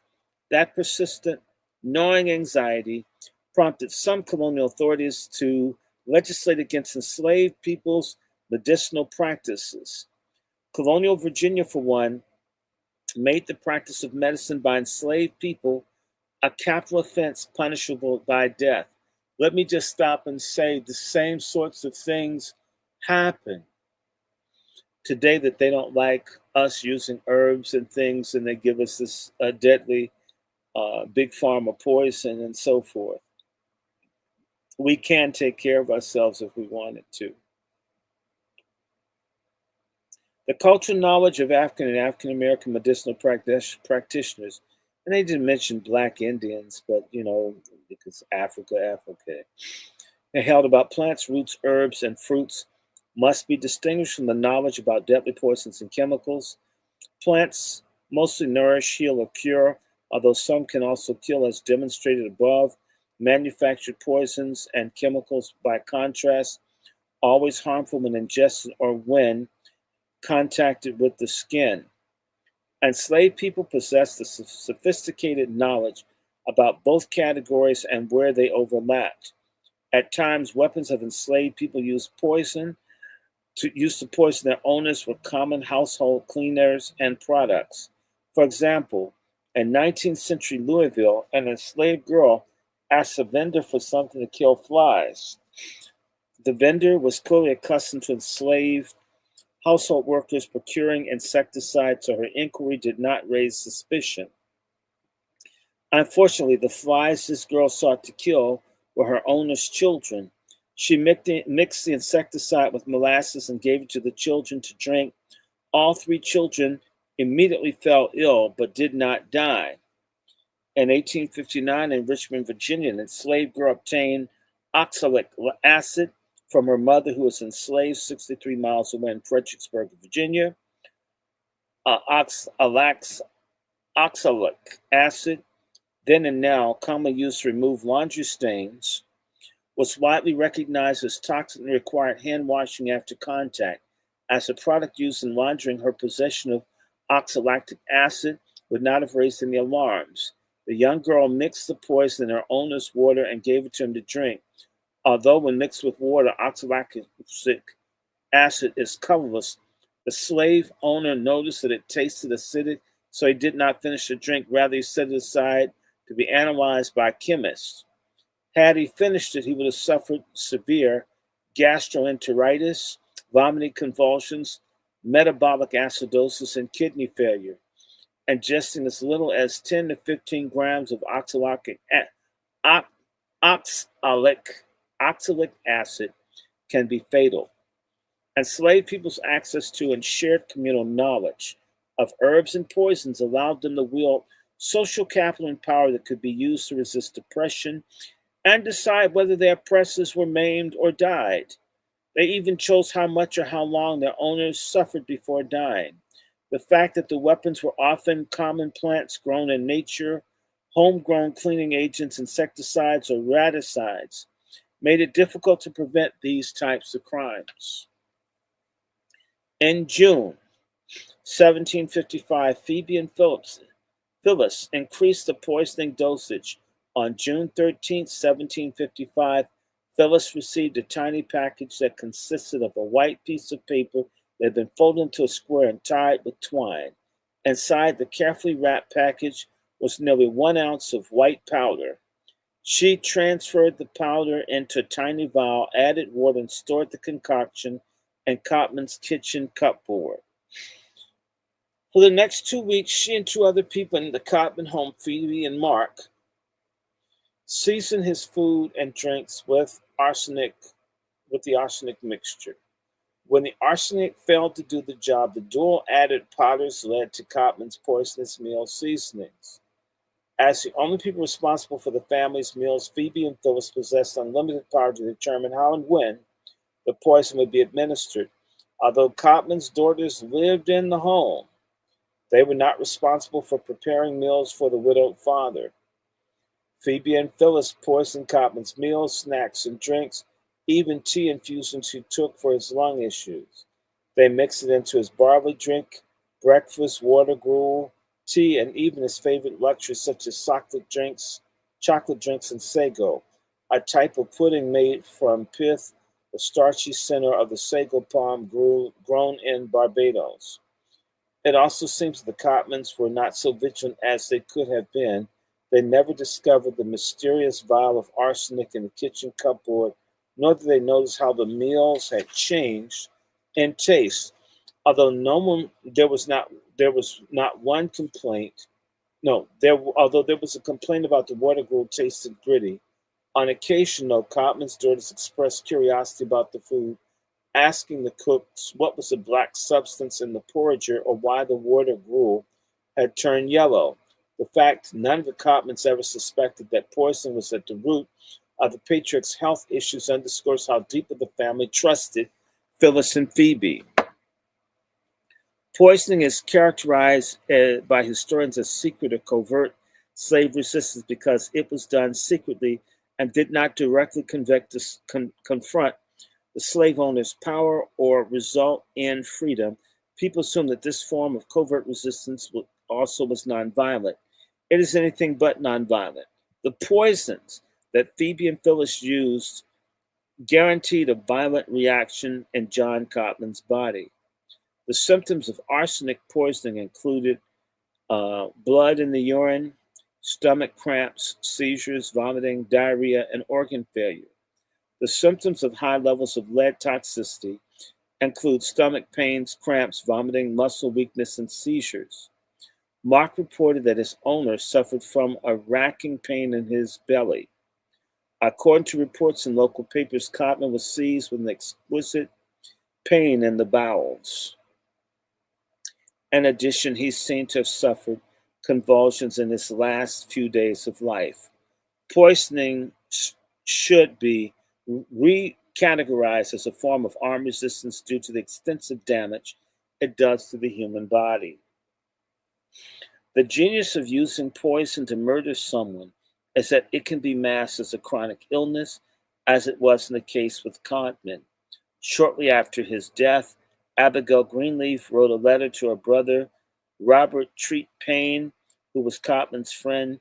Captain Cotman departed from this life yesterday, having been ill with colic ever since you drank tea with him.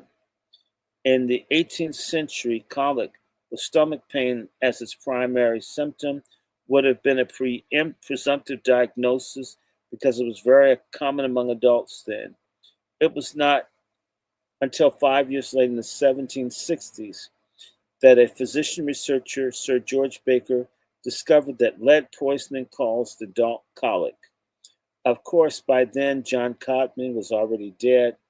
The fact his symptoms could have easily been mistaken for a chronic illness illustrates how remarkably disciplined Phyllis and Phoebe had been during the dosing amounts. Phoebe and Phyllis did not kill their owner suddenly and elicit immediate suspicion. Instead, they murdered him piecemeal over several years. If they were to get away with his murder, people needed to believe that Cotman had died of a chronic illness. This is the likely reason the women were so disciplined and resisted the impulse to administer the poison in larger doses. Phyllis revealed that Phoebe sometimes had put more poison than she should and that her hand was heavy when she added it to her owner's food and drink. Phyllis argued against using too much poison at once, likely concerned that a quick death would make people suspicious. Phoebe subsequently scaled back the poison, regardless of whether Cotman suffered a while or died instantly. As a white, wealthy man, his untimely death would raise questions. Unfortunately, black women cooks were the objects of suspicion even when such people died of natural causes. In this case, however, the evidence is conclusive that Phoebe and Phyllis murdered John Cotman and were assisted by Mark and various other enslaved men. When the Middlesex County coroner, John Remington, began his autopsy on the Cotman body on the day of his death, the captain's lower back extremities gave him pause. Remington suspected poison because of the hyperpigmentation as a sign of chronic arsenic toxicity. Upon cutting Cotman's body open, Remington reported that some of the deadly drug was found undissolved in his body, which 'tis said was calcined lead, such as potters use in glazing their ware.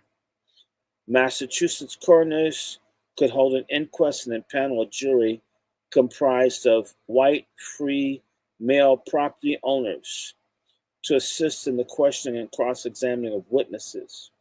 Remington formally began a coroner's inquest on July 2nd, 1755.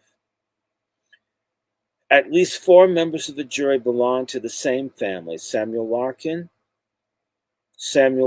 Jr., Thomas Larkin, and John Larkin, underscoring how much the cards were stacked against Cotman's enslaved people from the beginning.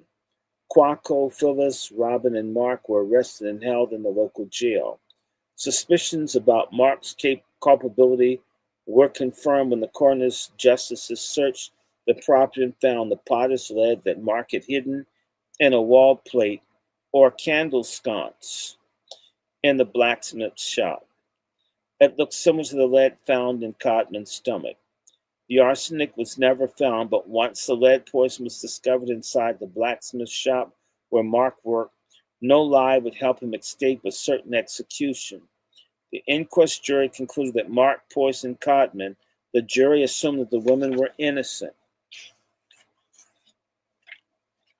A grand jury was convened shortly thereafter in Cambridge, Massachusetts, Middlesex County. Quaco was questioned by the County Justice of Peace on July 12th. He said he had only found out about Mark's efforts to acquire poison. Quaco claimed that when he did learn of it, he told his wife not to become involved. Since his wife was the ringleader, it is unlikely that Quaco had only recently heard about the plot, as he claimed. Given her husband's history as a poisoner, Phoebe certainly had consulted him, but Quaco had learned a lot from his poison conviction in Suriname, including how to avoid the same mistakes that had led to his discovery, conviction, and transportation. This time, he simply claimed he knew nothing about it. That strategy worked for him. Phyllis and Mark, in that order, were then questioned by Prosecutor Thaddeus Mason and Attorney General Edmund Trowbridge. Had the women feigned ignorance of the plot, they might have gotten away with murder after all. Neither had the reputation Mark had for roguery and defiance. But the trio's bond had been broken the day the poison was found in Mark's possession. Phyllis, whose testimony began on July 26, fingered Mark as the mastermind and Phoebe as the primary poisoner. Phyllis admitted to participating in the conspiracy but minimized her own role, testifying that she only mixed the poison into the food a few times. She blamed Phoebe and to a lesser extent Mark for the actual poisoning.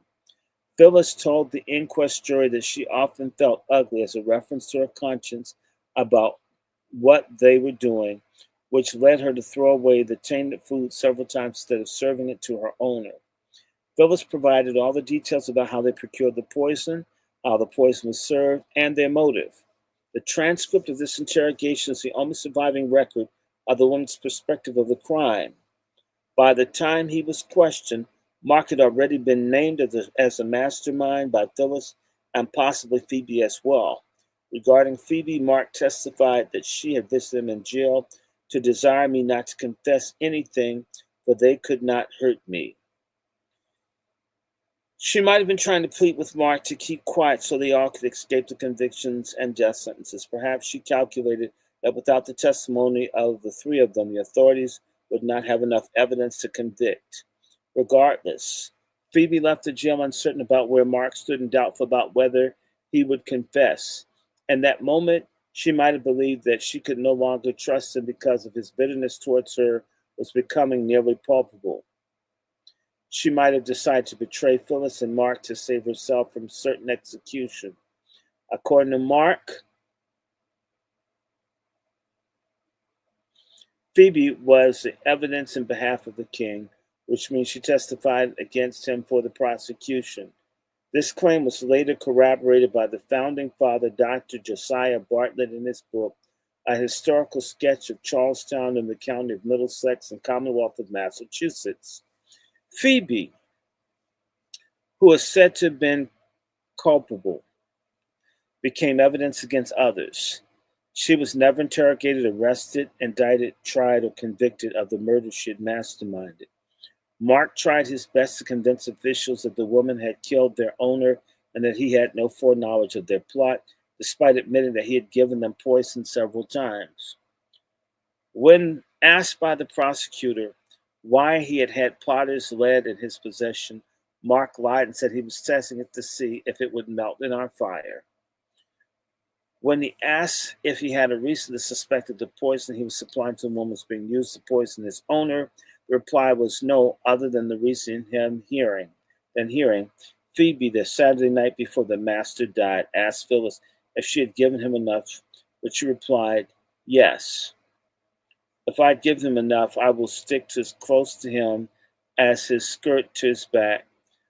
But who she meant I did not then know, nor until after Master died. Mark claimed multiple times he only learned of the plot after Codman's death, when he had confronted Phyllis and she had admitted it to him. At the end of his testimony, Mark signed his deposition, an act of agency that underscored his literacy and ability to construct his own historical record. Using those interviews as evidence, a grand jury indicted Phyllis, Mark, and Robin on August 5th, 1755. Instead of murder, Phyllis was indicted for petty treason, an English common law statute, 25 Edward 3C2, that dated back to 1352, that made the murder of a social superior a capital offense. This legislation was designed to protect the social hierarchies in England and New England by severely punishing three distinct groups: servants or slaves who killed an owner, wives who killed husbands, or a member of the clergy who killed the superior. Convictions under petty treason in colonial New England dictated that women be burned to death and men be drawn to the place of execution and there hanged. Phyllis's indictment stated she had acted of malice and forethought, willfully and feloniously, traitorously, to kill, poison, and murder the said John Codman against the peace of the land of the Lord and King and his crown and dignity. Robin and Mark were named as accessories. The indictment stated the men did traitorously advise and incite and procure and abet the said Phyllis to do and commit the said treason and murder. Mark was charged only with an accessory to Phyllis's petty treason. Despite her prominent role, Phoebe was not indicted, a fact that gives credence to the idea she may have betrayed her co-conspirators. Despite their prior confessions during the coroner's inquest, both Phyllis and Mark pleaded not guilty at their arraignments. For his part, Robin's charges seem to have been dropped by the time Phyllis and Mark were arraigned. The judicial system for enslaved people faced in colonial Massachusetts, a society with slaves, was different from what they might have experienced in slave societies. For one, they were not subjected to separate slave courts. Enslaved people had their cases heard in the Superior Court of the Judicature. Based on the principles of the Magna Carta, colonial Massachusetts prohibited death sentences without the process for anyone, including enslaved people. Enslaved people enjoyed the right to a grand jury, legal counsel, legal challenges, and juries. They had the right to have their indictments read to them and to testify in court, except against whites. The pair's trial commenced on August 6, 1755, in the Superior Court of Judicature in the Court of Assize in Cambridge, Massachusetts. Chief Justice Stephen Sewell and Associate Justices Benjamin Lind, John Cushing, and Chambers Russell presided over the trial. The historical record is silent on whether the justices owned enslaved people. Neither defendant was provided with a member of the clergy to counsel them, owing to an English law that dictated that those charged with intentional premeditated murder would be denied that right. More than 20 witnesses were subpoenaed to testify for the prosecution against Phyllis and Mark, including 6 Codman children. The rest of the Codman slaves, including Pompey, Thomas, Cuffy, and Scipio, also received subpoenas. Multiple other enslaved people also testified, including Essex, the servant of Thomas Powers, a person enslaved to Dr. Rand, Dinah, who belonged to Richard Foster, and the servants of John Gibbon and John White. There's no extant record of their testimonies, interestingly. Phoebe received no subpoena despite her extensive intimate knowledge of the plot. White people sometimes served as proxy witnesses for enslaved witnesses and testified in court about what their enslaved people told them directly. The long list of prosecution witnesses was insurmountable for Phyllis and Mark's defense. Phyllis and Mark were convicted of the charges of petty treason and sentenced to death. Their death warrant, signed by Richard Foster, the Middlesex sheriff, scheduled their execution for September 18, 1755, between 1 and 5 p.m. The death warrant for Phyllis indicated that she was to be drawn from our jail to the place of execution, there be burnt to death. Phyllis's sentence was exceedingly harsh, but it was a prescribed sentence for petty treason. Mark's death warrant that he was to be drawn from our jail to the place of execution and hang upon the neck until he be dead. To be drawn meant he would be dragged by a horse across the ground. Although it was typical for men to be drawn to a place of execution in the colonial era, this practice was rarely used on women. And that way, as a woman, Phyllis was dehumanized and subjected to a level of public humiliation typically reserved for men. While being dragged, there would be no way to stop her dress from going up. Women, without exception, wore dresses in colonial America, exposing her private areas. Massachusetts changed the mode of women's punishment for petty treason from burning to hanging in 1777 and ended the charges of petty treason statute altogether in 1790, too late to benefit Phyllis. Phoebe was condemned to be transported to the West Indies for her role in the murder. On the eve of his execution, Mark wrote a dying declaration. His is one of the few surviving dying declarations written by enslaved people in the colonial era. By the time he wrote his declaration, he was consumed with resentment that Phoebe had not received her just deserts, so he exposed her true character to the white Charlestowners. He expressed contrition and regret and admitted his role in the poisoning death, but insisted that the women had enticed him to get the poison. Referring to the 1749 arson, Mark claimed that he had nothing to do with it, claiming to have been sick in bed when the shop was set afire. He accused Phoebe of thievery when the shop burned.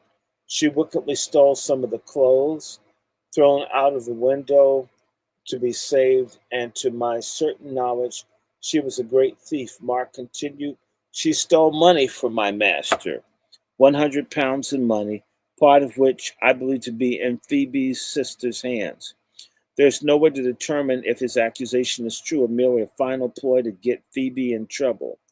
In this version, his last, Mark provided details different from those he had previously shared with the coroner's inquest jury about the day's proceeding, Codman's death. In his dying declaration, he claimed that when one of the other enslaved people in the home had asked Phoebe how their owner was faring on his deathbed, she referred to him as the old dog and promised that she would stick as close to him as the shirt on his back. And not only so, she would cut down the old tree and she would hew off the branches, a chilling reference to killing Codman and then his children. Mark had previously testified that Phyllis was one who made references to sticking close to Codman as his shirt on his back, but later attributed those words to Phoebe. He also recounted that although Phoebe had sat at Codman's bedside with his children as he lay dying. Behind his back, she celebrated his impending death and mocked his suffering.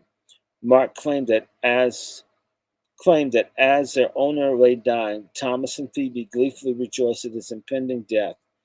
When he was in the bitter pangs of death, Mark alleged that after having witnessed Codman's convulsions, Phoebe got to dancing and mocking the master, shaking herself and acting as the master did in bed. He claimed that Thomas reportedly told others that he did not care what happened to the owner and hoped that he would never get up again. Mark painted Phoebe as a conniving, heartless thief and monster. He also implicated Quaco, insisting that he was knowing in this affair as I was. Mark's dying accusation had no effect. Phoebe was never indicted for Codman's death, and there's no record of her having been transported from colonial Massachusetts, much less out of British North America. She got away with murder. Testifying against one sole conspirators was the only way black women could proactively escape executions in colonial America. As Mark's dying declaration reveals, he felt a deep regret and harbored resentment towards Phoebe on the eve of his death. For Phoebe's part, by turning the state's evidence on her co-conspirators, she had escaped the death penalty and instead was condemned to transportation. By contrast, Phyllis accepted her fate, admitted her role in the crime, and repented for it before man and God, and apparently felt peace within herself before execution. Unlike Mark, she made no bitter pronouncements, failed to implicate anyone else, and refrained from accusing Phoebe of additional crimes. The difference between how Mark and Phyllis responded is that Phyllis admitted her guilt and was resigned to accepting the consequences of her actions. On September 18, 1755, Phyllis and Mark were drawn and executed at the gallows in Cambridge, not far from Harvard College, now Harvard University. According to the Boston Gazette, the executions were attended by the greatest number of spectators ever known on such an occasion. Britain's 1752 Murder Act denied convicted murderers the right to a church burial unless they'd received a post-mortem punishment. The irony of a post-mortem punishment is that the offender was not alive to experience it. Instead, the person's family and community witnessed the horrors of the desecration of their body. Hanging a corpse in chains, whereby the corpse was placed in a gibbet or cage-like structure and displayed in public as a deterrent to others, had been popular in England, but its usage peaked in the 1740s. After the passage of the Murder Act, the anatomical dissection was the most common post-mortem punishment in England until 1732. By contrast, gibbeting was less common. Britain's North American colonies only rarely followed the mandate for post-mortem punishment. When they did, they preferred gibbeting to dissection. However, in the English Caribbean, gibbeting was used as a form of torment and execution, with the convicted person being placed in chains while still alive. After Mark was hanged to death, his body was prepared for an impromptu gibbeting, although he had not been officially condemned to a post-mortem punishment. Local officials made the decision to hang Mark's body in chains, possibly to satisfy local demands. Gibbeting was a gendered practice limited to men. Consequently, Phyllis escaped this gruesome post-mortem punishment. After his hanging death, Mark's body was measured and fitted for a gibbet. This gibbet was then quickly constructed. Once his body was placed in the irons, the gibbet would then be raised 30 feet or more above the ground, too high for anyone to remove the corpse. Customarily, bodies were hung in chains as close as possible to the actual crime scene. Popular attractions or spectacles for local travelers alike, giblets were placed at crossroads of popular landmarks to maximize the number of people who saw them. Mark's body was hung in chains at the Charlestown Common, about 10 yards from the gallows or town square. Locals intended to keep Mark's body hanging in giblets until the elements or the ravages of birds of prey would pick all the flesh from his bones. For those who lived near the gibleted body, the stench of the decaying corpse could be unbearable, as were the rodents, scavenging birds, and bugs it attracted. There was no specified time that the bodies would hang in giblets. Many, like Mark, remained for decades and became local landmarks. The remains of Mark's body hung in that gibbet for at least 20 years as a chilling local landmark.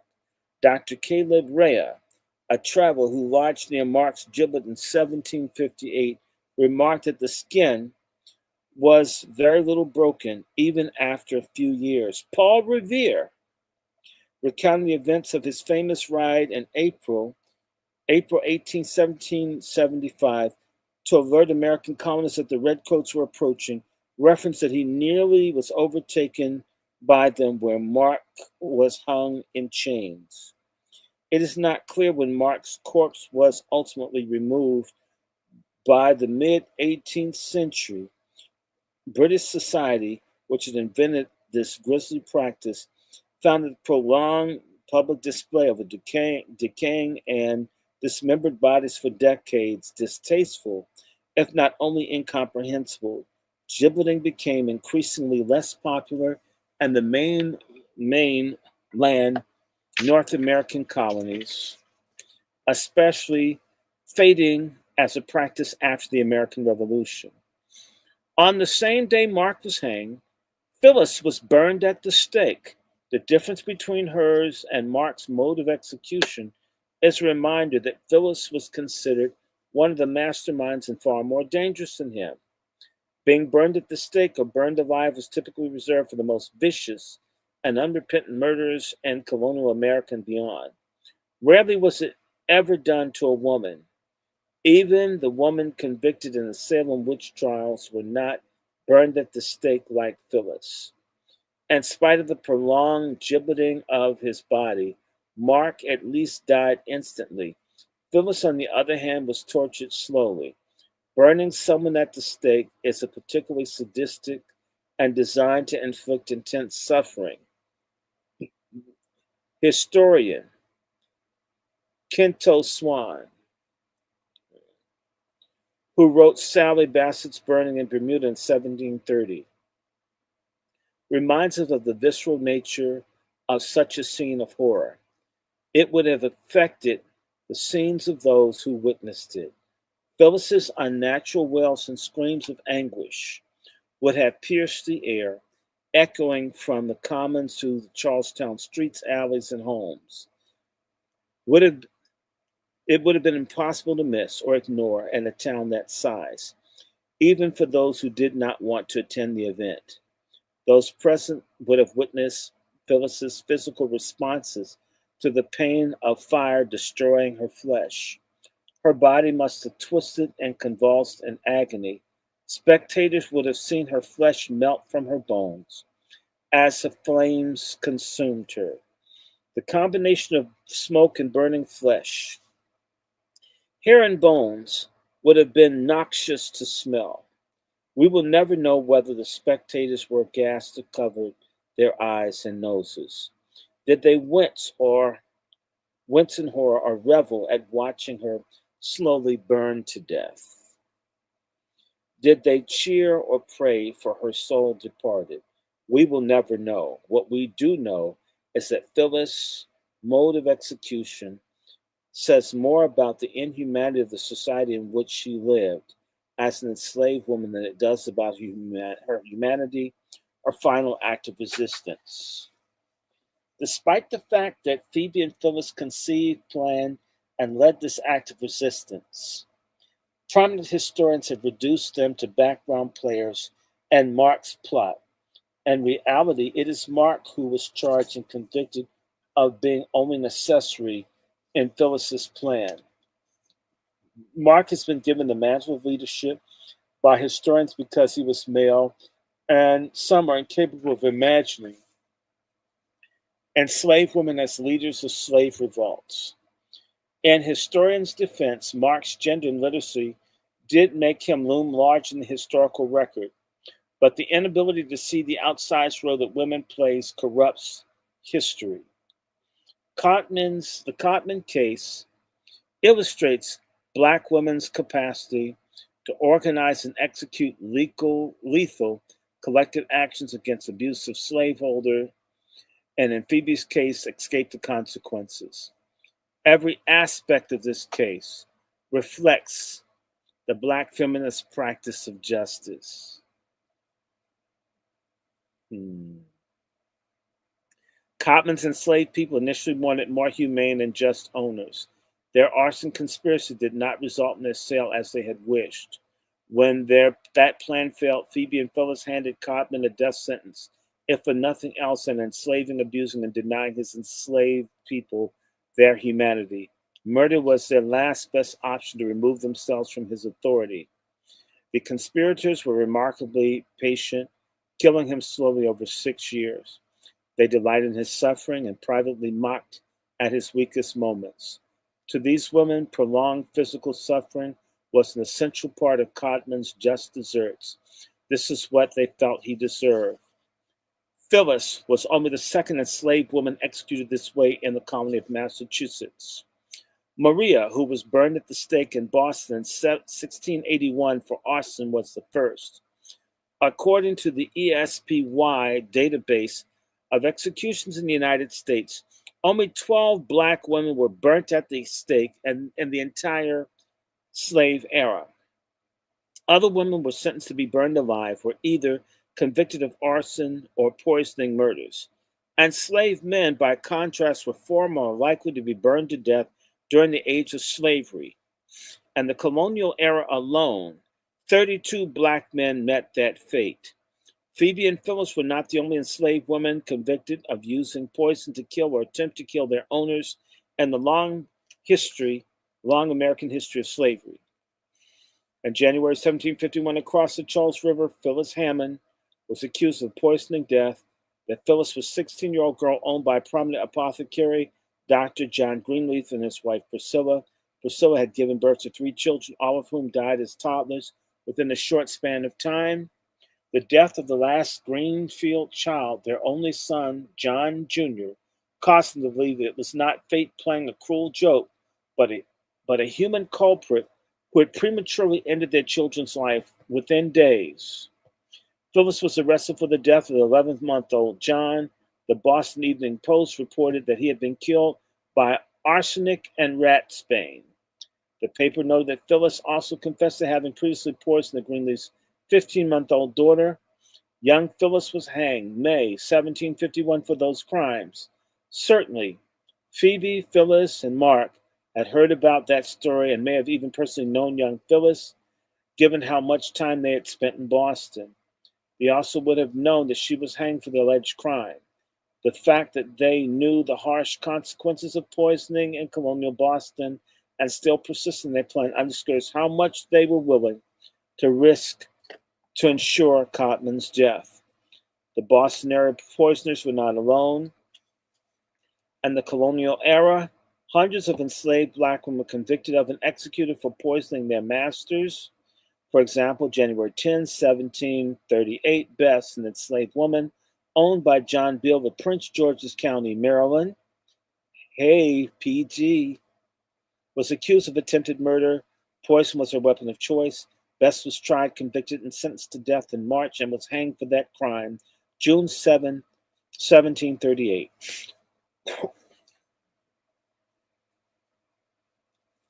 On March 20th, 1738, Judy of Queen Anne's County, Queen Anne, Maryland, was executed for poisoning death of her overseer. In 1747, Prince George County, Virginia, Abby was accused of poisoning her owner, Dr. James Tyree. She escaped a certain execution by hanging herself in her jail cell. In Charles County, Maryland, Charles County. My family's been in Charles County since 1633. Whew. In Charles County, Maryland, July 1755, the same year of the Codman's death, Jeremiah Chase, enslaved worker Jenny, tried, convicted, and executed for the conspiracy to murder him by poison. And Anne Arundel County. Hey, Annie Arundel County. Annie Arundel's my grandmother. Annie Arundel County, Maryland. Tida was accused of attempting to poison her owner, Ephraim Glover, on February 1st, 1757. She was executed for an alleged attempt on April 7 that year. An unnamed enslaved South Carolina woman owned by Mr. Fickling was hanged on January 14, 1761, for poisoning him. In Calvert County, Maryland, Lord Calvert, my grandfather. Hey, Calvert County, Maryland. Calvert County, Maryland. Two enslaved people, Rachel, owned by John Hamilton, and Samuel, owned by William Hickman, were accused of attempting to poisoning Mrs. Smith some years ago. They were both hanged on the basis of suspicion, October 15, 1761.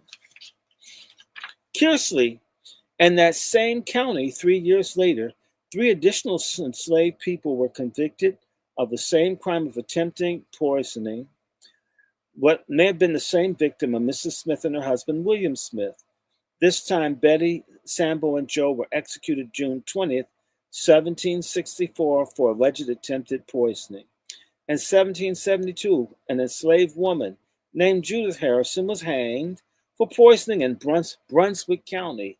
That's one of my ancestral counties, Southside Virginia. Hey, Brunswick. I told you people, my folk are crazy. Brunswick County, Virginia. Judith Harrison hanged for poisoning. Early national history, Nash County. Oh, Nash and Edgecombe County. Those are my counties again. Nash County. Okay, northeastern Carolina. These are all black belt counties. Black belt Virginia, black belt Maryland, black belt North Carolina. Learn about it. Here we go. Nash County, North Carolina. An enslaved woman named Beck was tried and convicted of poisoning 2 men in the Taylor family, including Henry Taylor and his 2 sons, Henry Jr. and Samuel. In North Carolina in 1800, Sue, owned by John Coates, was convicted of poisoning William Cook and his family. On January 28th, 1803, Chastity Lawson was hanged for poisoning her owners in Virginia Beach. On February 28, 1806, Antebellum Air, South Carolina, Eve was convicted of administering poison to her owners in 1829. 3 years later, Rena and Fanny Dawson were executed in the crime of Prince Edward County, Virginia, on January 5th. Later that same year, 1732, this is Nat Turner time the following year, Lucy, an enslaved woman, and the Bolinia family in Jefferson County, Louisiana, was hanged for poisoning. Aurelia Chase was hanged December 20th, 1833, in Baltimore, hey, Baltimore, for the same crime. On January 12th, 1849, 2 enslaved women in Brunswick County, Eliza Griffin and Roberta Ezel, were hanged for poisoning. In 1851, Miley Fox was executed in Louisiana. In September 1854, Thibodaux, Louisiana, an enslaved woman was accused of putting arsenic in her owner's food. Mr. Rollins, her owner, suspected he had been poisoned, so he allegedly gave the food to a dog, which killed the animal within minutes. Rollins then allegedly consulted a chemist who confirmed that arsenic was in the food. In 1857, an enslaved girl tried to poison the entire slave patrol in New Kent County, Virginia. Woo! Get down, ladies. By pouring muriatic acid in a liquor decanter kept for their entertainment. She confessed and was convicted for the crime. In 1859, Lucy, an enslaved woman belonging to the Araminta Moxley in Prince William County, Virginia, who reportedly was also the daughter of Moxley's late husband, Gilbert, poisoned the entire family with arsenic. Araminta died immediately, and Lucy was convicted and executed for her murder on April 22nd, 1859. Lucy cited poor treatment as her motive.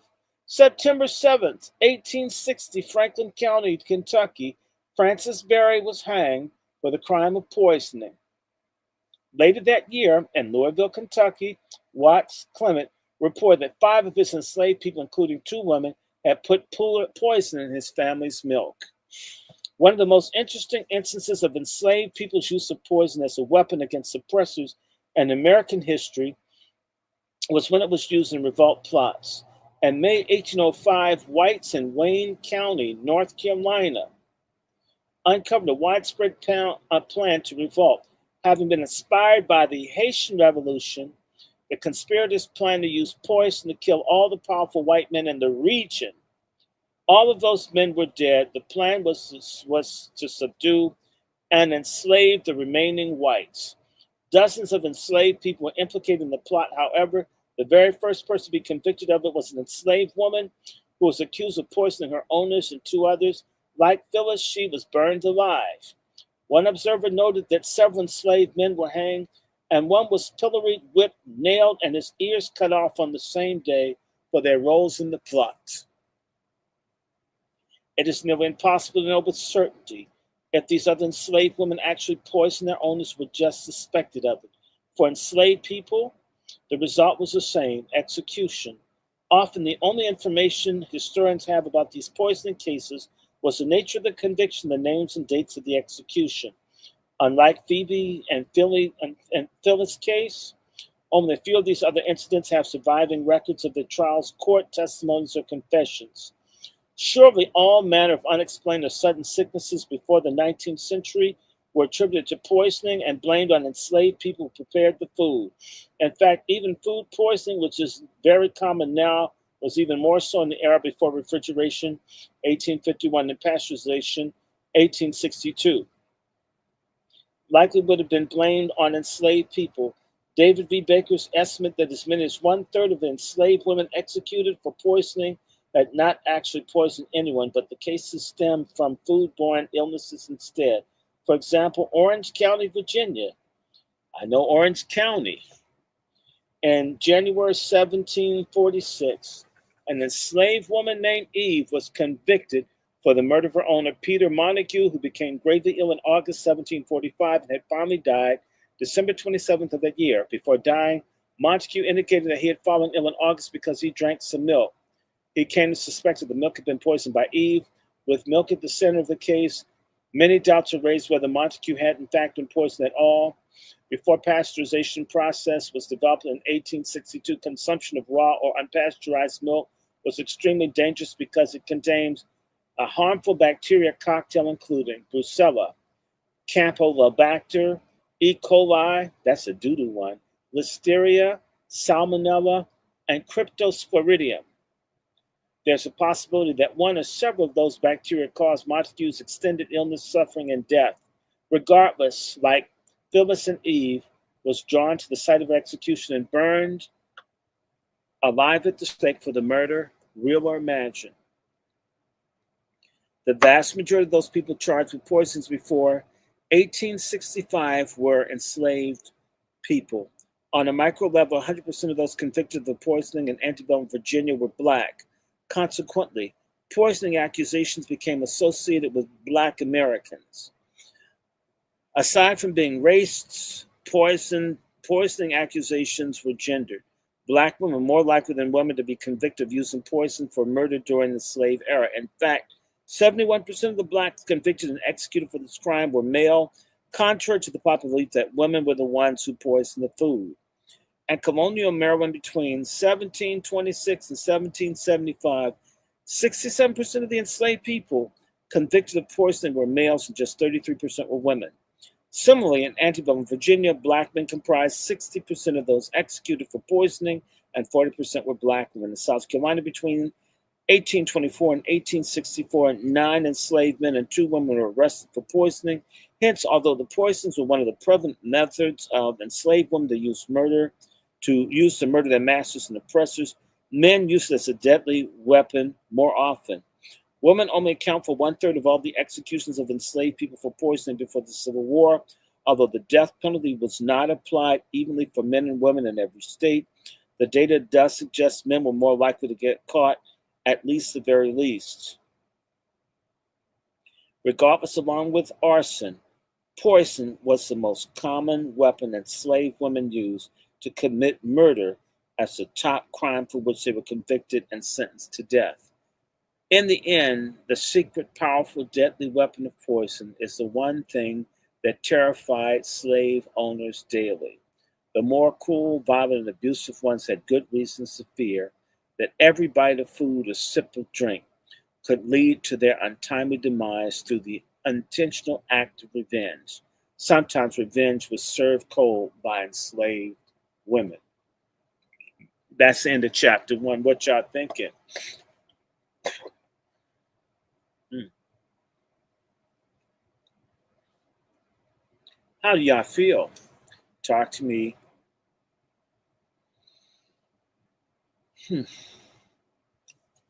Because I can stop. What time is it? It's almost 12. I can get back and do some more. Can I change books? But I have this, so we can come. But what y'all think? What y'all think about that? All of those people poisoned and getting killed. Mm, that wasn't a bad chapter. Happy Juneteenth. We still got a little bit of time in the day. I was just thinking I had these other books. Ooh, I have a couple of these. Mm, mm, mm. Yeah, I know that they had something around Black Wall Street. Someone had 100th birthday or something. Um, I'm going to show you something. I want to stop for a second, and I'll do another one of these tomorrow. I have a really good one. Hey, y'all, this is a worthwhile book to get. It's called the 1910 Slocum Massacre, an act of genocide in East Texas. This happened near where it's called Palestine, Texas. A black man beat a white man out for a job, and the whites came and killed maybe 600 black people over a black person getting the job. White folks came from all around the area, so they hunted and just killed black folks. Well, can I switch books? I like, because sometimes you get tired. You get tired of how a person writes. I can't explain it to you, but you get annoyed. And sometimes people are too wordy. They could like make it shorter. Let me see, how long is this one? Oh, this isn't bad. This is don't want to do this one.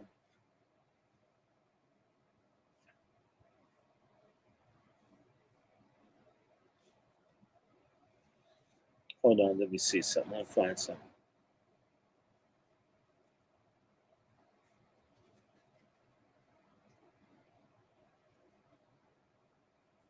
Hold on. I want to get one with somebody like mm,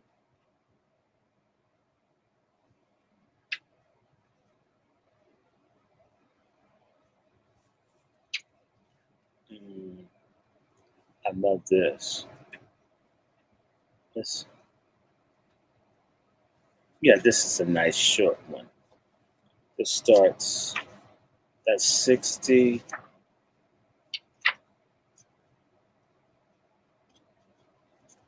That's long though.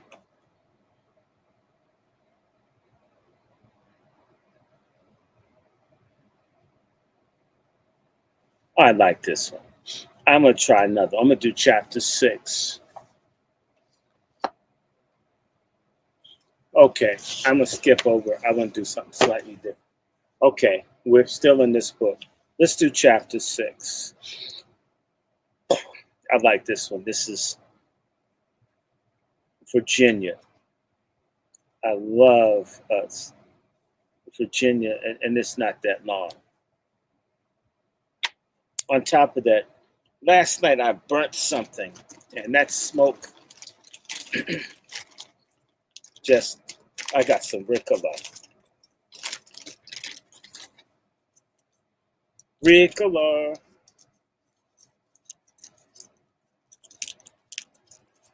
Have you ever seen like dudes, snow kings, and they get around white girl, they Ricola, like that's gonna impress them or something? I'm gonna have me one of these Ricolas. May as well. I'm in chapter 6.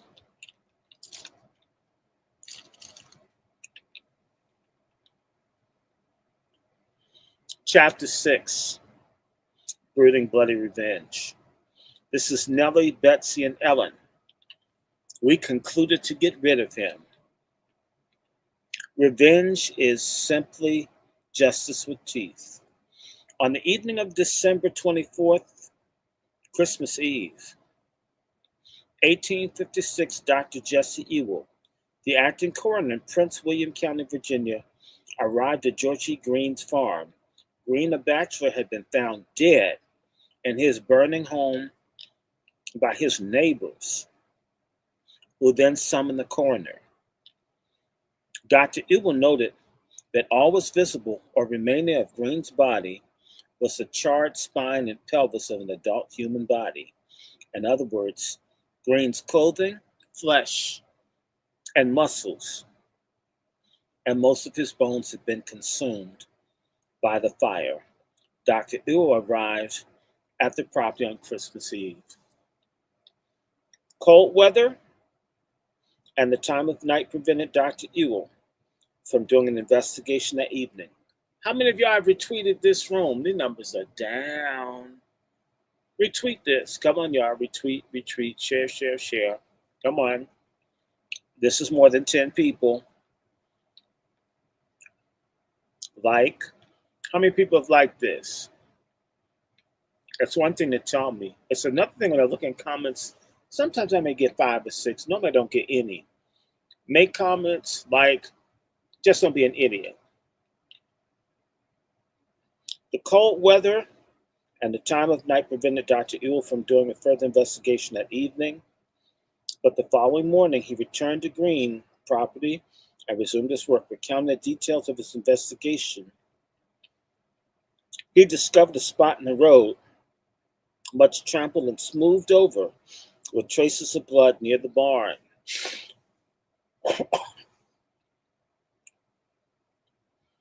He noted that the trail of blood led to the spot to the house, which to him appeared to be the result of a body having been dragged, marked also by spots of blood at intervals. Looking around the property, the coroner found additional clues, illuminated the circumstances leading to Green's untimely demise. He wrote, the yard gate had one of the slats broken. The catch, which had held the latch, was split off. The cap was one of those gate posts that was broken off and split, and the gate had other marks of violence on it. It was clear to him that someone had murdered George E. Green. During the violent struggle in the front yard, his body was dragged to his home and then set on fire. Prince William County, Virginia, was developed on land occupied for centuries by the Anacostan, and in DC we have an area called Anacostia. That's a group of people. The Dueg, Iroquois, Piscataway, that's one of mine, peoples. In 1649, the exiled King Charles II of England granted several noblemen the northern neck or Fairfax Proprietary, which roughly consisted of all Virginia lands from the Potomac to the Rappahannock rivers. More than 20 Virginia counties were carved from that land tract, including Fairfax and Prince William counties. Prince William County, named after King George's son, Prince William, was officially established in 1731 on 2,000 square miles of the northeastern corner of the colony, bounded by the Occoquan River on the northeast and the Potomac on the southeast. The county is roughly 35 miles south of Washington, D.C. It most certainly is. Prince William's first county seat was in Dumfries, Virginia. The sale and shipment of tobacco became central to the booming economy of the town and the port city on the Potomac River. Dumfries' population and prosperity increased well into the 19th century. Haymarket, Occoquan, and Brentsville became rival to Dumfries as high population centers in William County in the early 18th century. Their growth coincided with a steady population decline in Dumfries. Consequently, the county seat was moved to the more populous Brentville in 1822. Tobacco was the king in Virginia in the colonial era. The crop precipitated the economic growth in Prince William County's waterfront communities, generating a great deal of wealth for its planters and even those who transported tobacco to other regions or across the Atlantic. Tobacco was so central to the colony's economy that it became the economy. At one point, tobacco was even used as currency to purchase goods, to pay taxes and salaries, and to satisfy other debts. Just as tobacco was central to the regional economy, too, were the enslaved people who worked the fields. Tobacco exhausted rich soil of the Chesapeake region over time. By the early 18th century, the effects of soil exhaustion meant a precipitous decline in tobacco farming and production. Many tobacco farmers left the region for the virgin soil of lands further west. Others remained there and adjusted by switching to different crops, grains. By the 19th century, wheat, oats, corn, and other grains replaced tobacco as the primary cash crop in the region. Prince Williams County farmers also sold hay and butter. By 1850, the county boasted of a fledgling economy, including 19 flour, grist, plaster, and sawmills, plus cotton and wool factories.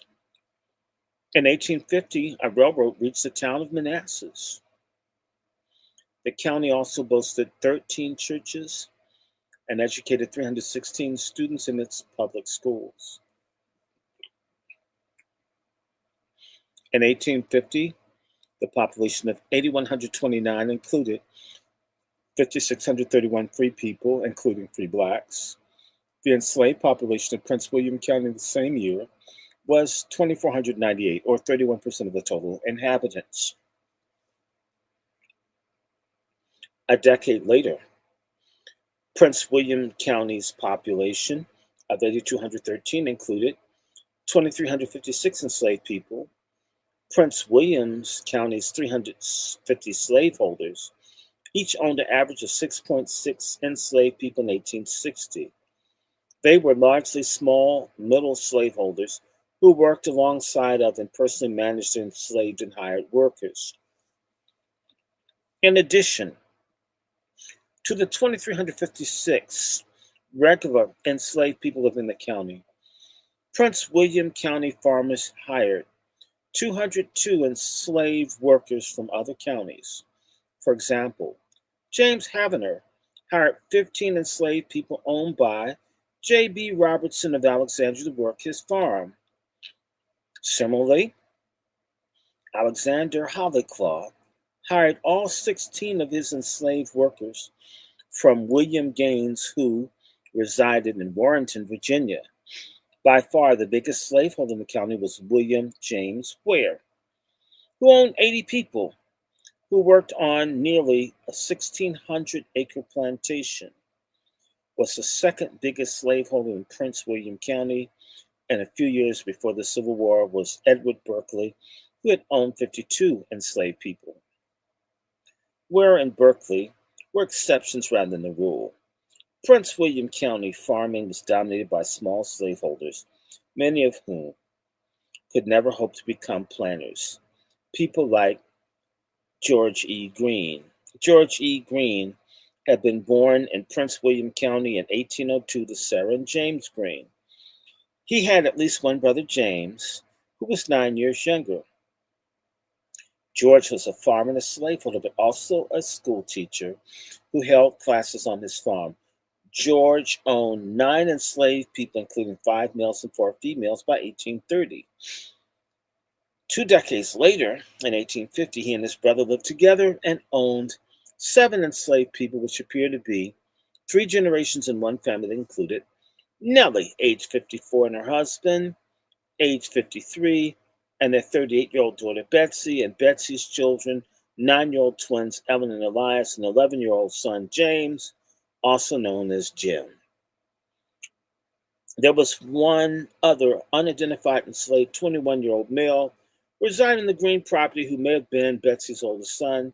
According to the 1850 census, George owned real estate valued at $3,570. That's $121,000 a day. His brother James' real estate was valued at $5,169,000 a day. By no means was either brother wealthy. By 1856, George E. Green lived alone on a 238-acre farm 6 miles outside of Gainesville, Virginia. The biographical record of George E. Green before Christmas Eve, 1856, is quite thin. He cohabitated with his younger brother, or lived near him all of their lives, much like Henry Orman. George never married, and he had no children. Y'all know what I'm thinking. Y'all know what I'm thinking. You know what I'm thinking. You know what I'm thinking. Physical descriptions made of him indicate that when he was 54 years old, when he was murdered, a neighbor testified that he suffered from diseases, but was a pretty stout man who weighed about 160 pounds. He was described as tall with tolerably good muscles.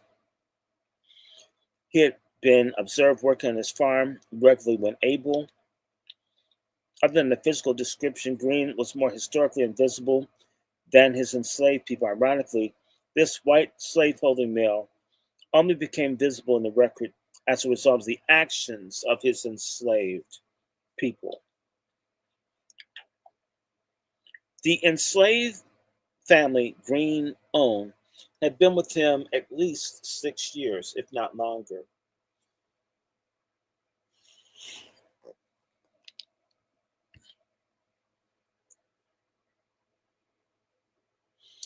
They likely worked planting staple crops for their sustenance, such as potatoes and corn. Green also raised peanuts for profits, which the family would have been responsible for planting and harvesting. The women would have also served as house servants. Elias, one of the twins, was described by John B. Grayson as the most intelligent of the set. He was perhaps Green's most trusted worker. Elias had been trusted to drive his owner's 4-horse wagon alone to deliver peanuts and crops to the railroad station 8 miles away. Elias, with his trusted position, enjoyed higher mobility than his family members, but that personal privilege did nothing for his loved ones. Apparently, it did not guarantee his loyalty to Green either. Although Green's farm is not listed in the 1850 non-population census, aka the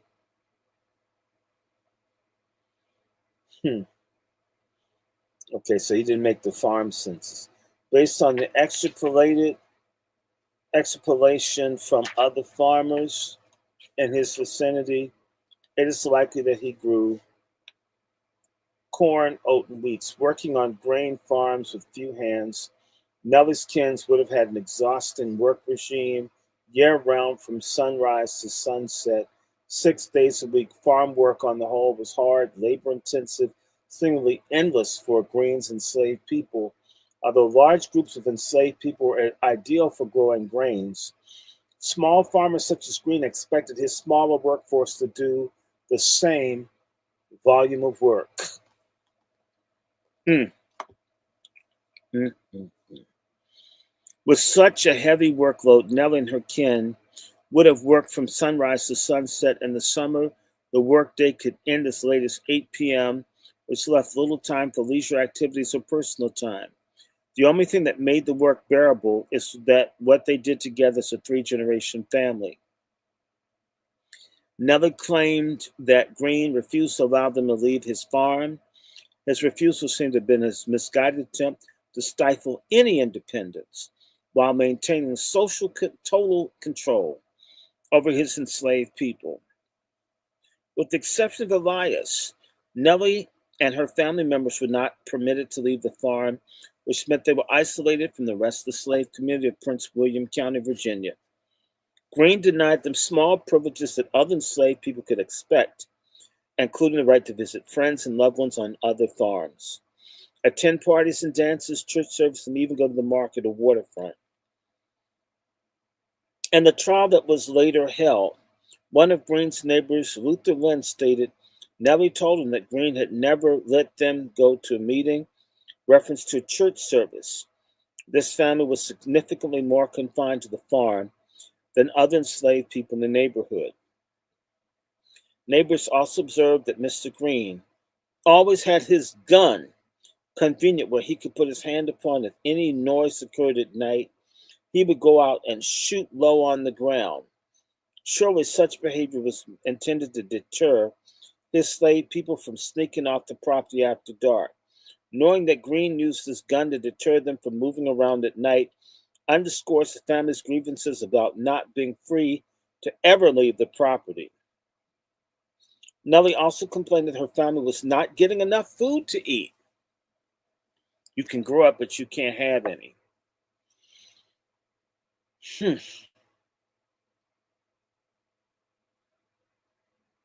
Slaveholders usually gave weekly food rations to their enslaved people, which in Northern Virginia in the antebellum era consisted of cornmeal, salted pork, or some other meat, and vegetables. Nellie complained that Green did not provide any meat, not even salt pork. Austin Stewart, who was born and enslaved in Prince William County, Virginia, in 1793, recalled in his biography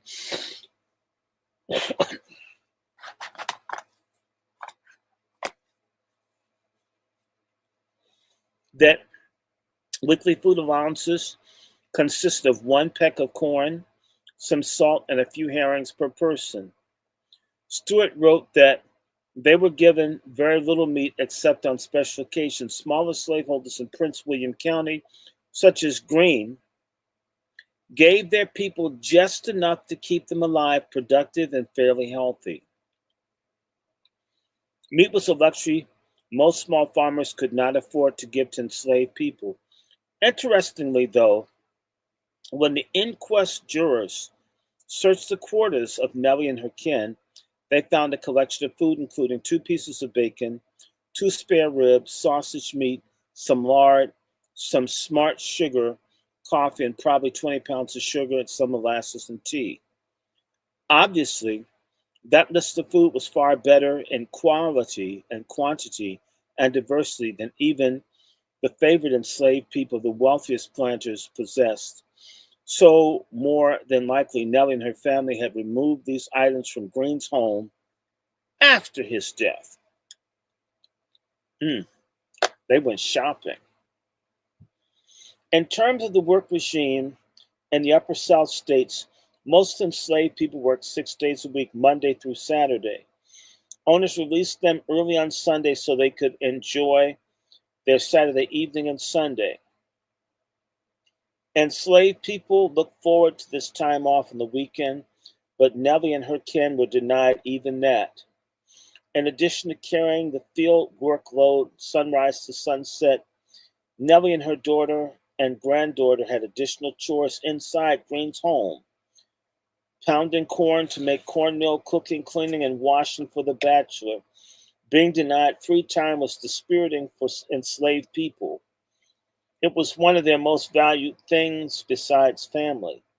With free time and permission to leave their farms, they could attend parties and dances on Saturday evenings and religious services on Sunday. Historian Eugene D. Genovese indicates that all except the most unfeeling masters threw parties and dances on Saturday or allowed their enslaved people to attend parties elsewhere in the neighborhood. Let me stop for a second. Look at how they use entertainment then and now. to keep us accepting bullshit.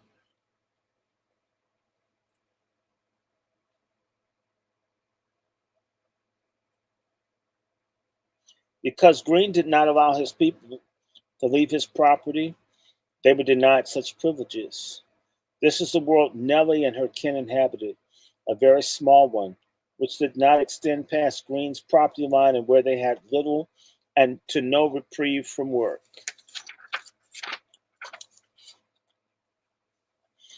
On Christmas Eve, 1856, as he lay in front of his workplace, Georgie Green's home was invaded by unexpected but familiar visitors. His visitors were members of the enslaved family he owned, 15-year-old twins Ellen and Elias, their older brother James, their 44-year-old mother Betsy, and the family matriarch's 60-year-old Nellie. They did not come bearing Christmas cheer. The family decided this Christmas Eve would be Green's last. Ho, ho, ho, niggas. Considering how Green liked to shoot his gun if anything stirred in his yard at night, it had been a grave risk for the family to attack him, but because they knew about his gun, they made sure he didn't have a chance to grab it. After they entered his home, Betsy and the children jumped on him and tried to tie his hands and feet. The children held his legs down. Ellen got one leg, Elias the other. Betsy and James tried to tie the hands, but Green fought back, so they were unable to completely tie him. After the grandchildren and daughter held Green, Nellie struck him with an axe several times. He struggled to get free, caught one of her blows with one of his hands, and wrestled the axe from her. Then he used the axe to ward off further attacks for a while. With the axe in hand and bleeding from his injuries, Green managed to flee from the home, running for his life. I'm running for my life. I'm running for my life. That's the song they sing in church. I'm sorry. I'll stop. He was hotly pursued by Nellie's family. They chased their owner to the yard, determined to execute their plan and him. Green swung the axe at his pursuers, and one of the blows struck James in his head. Another hit the gate. Green took off running towards his field, but unfortunately for him, at 54 years old, he was outmatched by younger, stronger, swifter legs. The family caught him and beat him with shovels and axe and sticks and fence rails until they killed him. Let us break bread together on our knees. Psych.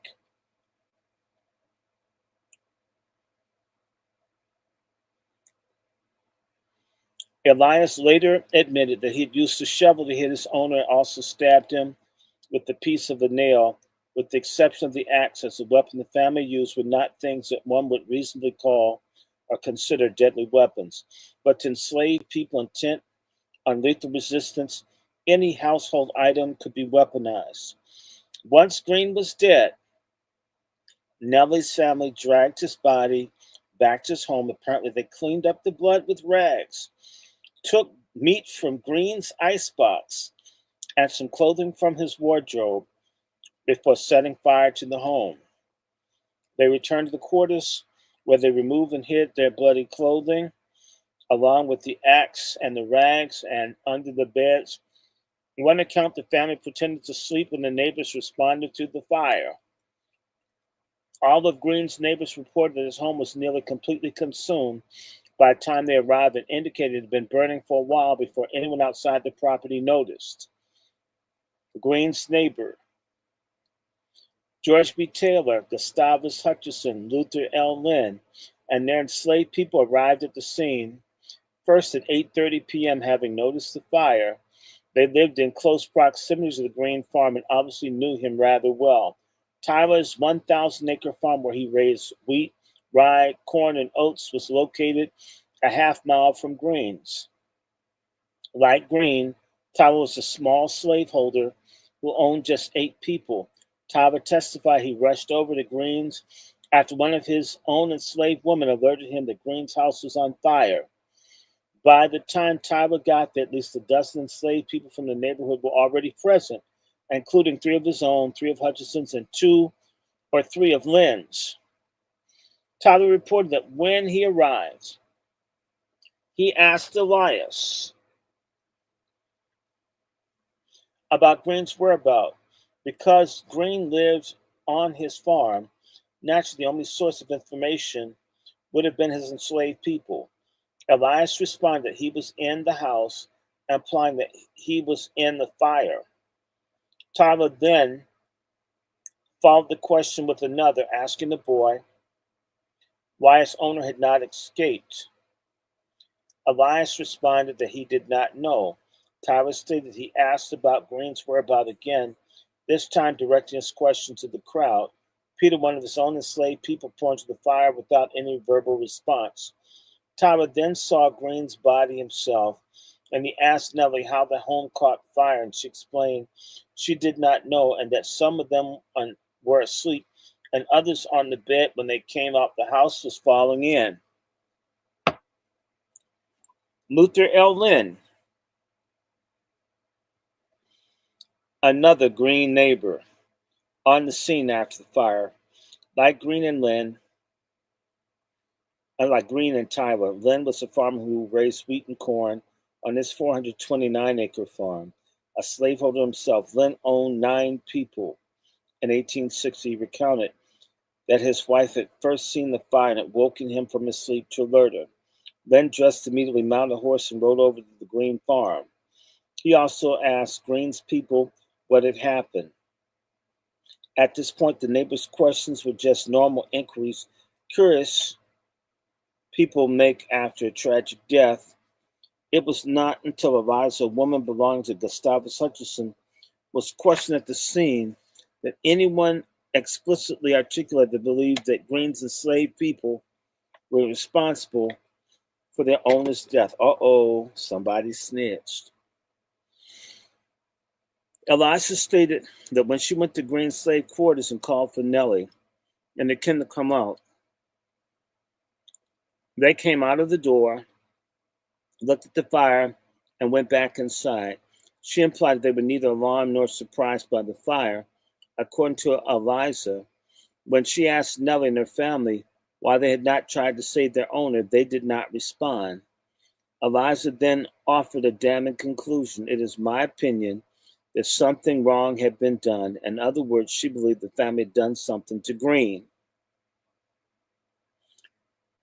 Feminists. Oh my God. A feminist. Beware of feminism. Feminists. Damn. A feminist. A feminist. According to Tyler, Green's body was burned up, and the skeleton could not be recognized as the body of Mr. Green, or tell whether it was a white or a black man. Tyler sent his own man, Peter, to Green's Elias to summon the other neighbors and possibly coroner, Dr. Jesse Ewell, who had arrived shortly thereafter and began his inquest.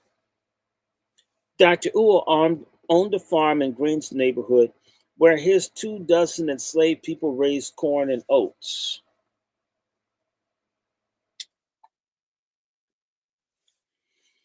He was called because in Virginia, coroners typically carried out investigations or inquests when people died under unusual circumstances or when murder was suspected.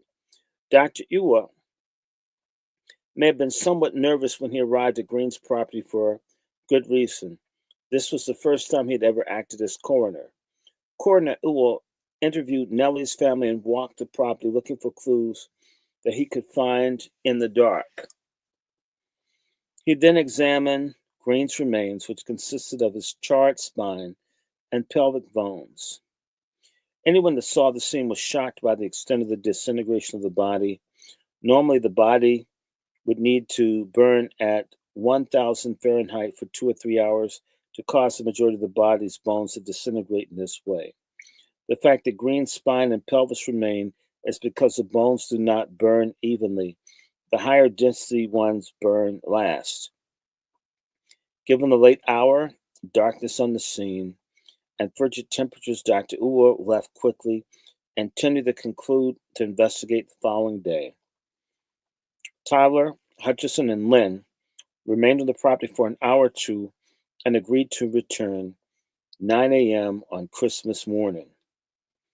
The following morning, Coroner Ewell and Green's neighbors and the enslaved people returned to the farm.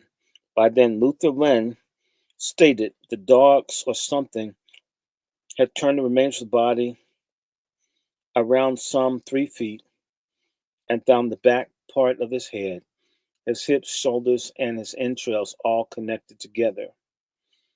Ewell recruited Green's slave-holding neighbors to serve on the coroner's inquest jury.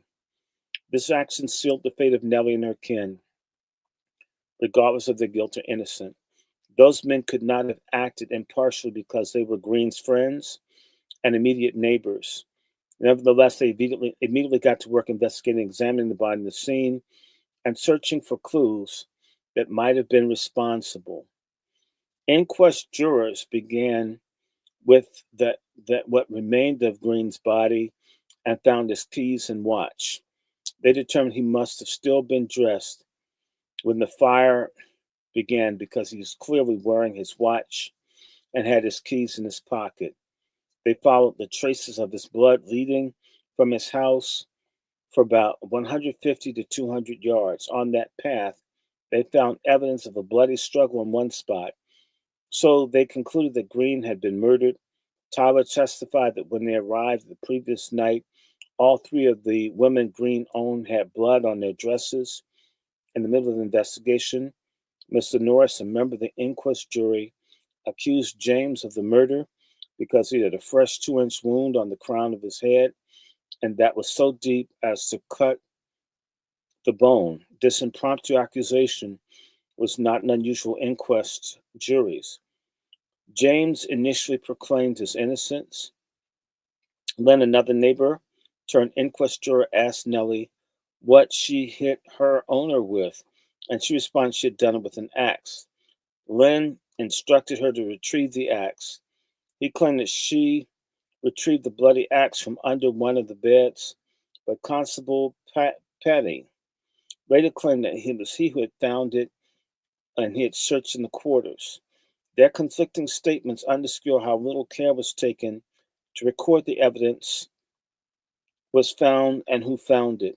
Nellie confirmed the axe belonged to one of her two grandsons. An inquest juror found the jacket had a hole in it under another one of the beds in the slave quarters. Lynn asked Nellie who the jacket belonged to, and she replied it was James, which he confirmed. James was told to put on the jacket and to verify that it fit him. Lynn then matched the hole in the jacket to the wound on his back and concluded he had been injured the previous night while wearing it. Lynn later testified he had examined the clothing of Nellie and the family. They were all found more or less bloody except Elias. I don't think any blood was on his. There was found the jacket, which is said to be his, in which there was blood about the sleeves. After investigation, the evidence was collected and completed. Dr. Ew and the inquest jury then formally interviewed Green's enslaved people. How y'all like this? It's a family affair. It's a family affair. It's a family affair, guys. The whole family got down on him. Dr. Ew interviewed a total of 7 people for his inquest: Nellie, James, Elias, 2 of the Hutchison people, Newman and Eliza, George, Tyler, and Luther Lynn. Nellie, the 60-year-old matriarch, testified first. After she was sworn in as a witness, Dr. Ew asked her to tell him everything she knew about Green's murder. She admitted that the family had murdered him. Nellie felt perfectly justified too. He, quote, he, meaning said Green, was a hard master. He would not give us enough to eat. He would not allow us to go from home, nor give us any of the privileges that other people's servants had. He told us that we should stay home during Christmas holidays and work. 3 of these 4 grievances Nellie mentioned are related to personal liberties that made slavery somewhat bearable, especially in that time of year. Christmas holidays included time off between Christmas and New Year's. This break was not only a festival time, but it offered much needed mental and physical break from the hard work schedule. Enslaved people engaged themselves in this festive work season by activities such as decorating a tree, having parties, and visiting friends and kins.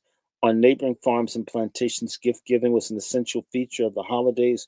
Owners generally gave their enslaved people Christmas presents, which might include tobacco, ribbons, extra food, or even cash. Holiday parties lasted into the night, featured singing, barbecues, whiskey, dancing, music, and revelry.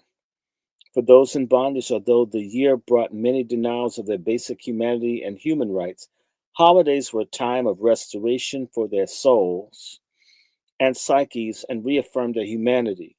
They eagerly anticipated the holidays and the free times with loved ones. Most owners accepted this generation's old tradition. Even brutal owners would, at the very least, provide a 3-day break for the festivities. Depriving enslaved people of their holidays altogether was considered cruel and mean spirited. Denying them their holidays, coupled with denying them privileges of movement throughout the year, was exceedingly heartless from their perspective. Within the context, it is clear why Green's enslaved people found their treatment unjust and opted to exercise their own justice. According to Nellie, we concluded to get rid of him. Stewart went on providing details of how they murdered George Green the previous evening. When I went in the house, the others, meaning Betsy, James, Elias, and Ellens, had held him down on the floor and tried. I gave him one crack, meaning a blow, and I believe it was with that axe. I cut one of his hands, and he caught the axe and got it away from me. He got out of the house. I did not follow him, the others did. Two of them dragged him back to the house. I don't know which of them. Now his confession matched the evidence on the scene. She was remarkably unflinching and unhesitant in her commitment of the truth, despite the life or death consequences for her and her kin. She proceeded to implicate every single member of her family, even the children. The next person to testify in the coroner's inquest was James, Nellie's oldest grandchild, who was 18 years old at the time, based on data from the 1850 slave schedule. According to James, he, meaning Green, was hard upon us, and we could not do anything to please him. James essentially stated that Green was an exacting and overly critical master. An owner who could not be pleased made it impossible for them to take pride in their work. It was a hopeless prospect. James then repeated the same grievances iterated by his grandmother. Nellie said, he said, we should work through Christmas holidays. We decided to burn him up. According to James, Green was lying in front of the fire when they went inside the home. We got on him and tied him. He got out of the house. We struck him with the shovel and pieces of the fence rails. Although Nellie said she was unsure about how Green came to the inn, James clarified it for the inquest jury. Elias, the 15-year-old twin, echoed the same justification for the owner's murder. He would not let us have a holiday. The fact that three of the Nellie's kins expressed a denial of a holiday as a primary reason for this murder underscores the significance of the season in their lives. Elias also adds a new detail to the murders. He indicated that Green was knocked in the head before he was dragged to the kitchen and set on fire. Neighbor George P. Tyler provided the most comprehensive testimony during the inquest.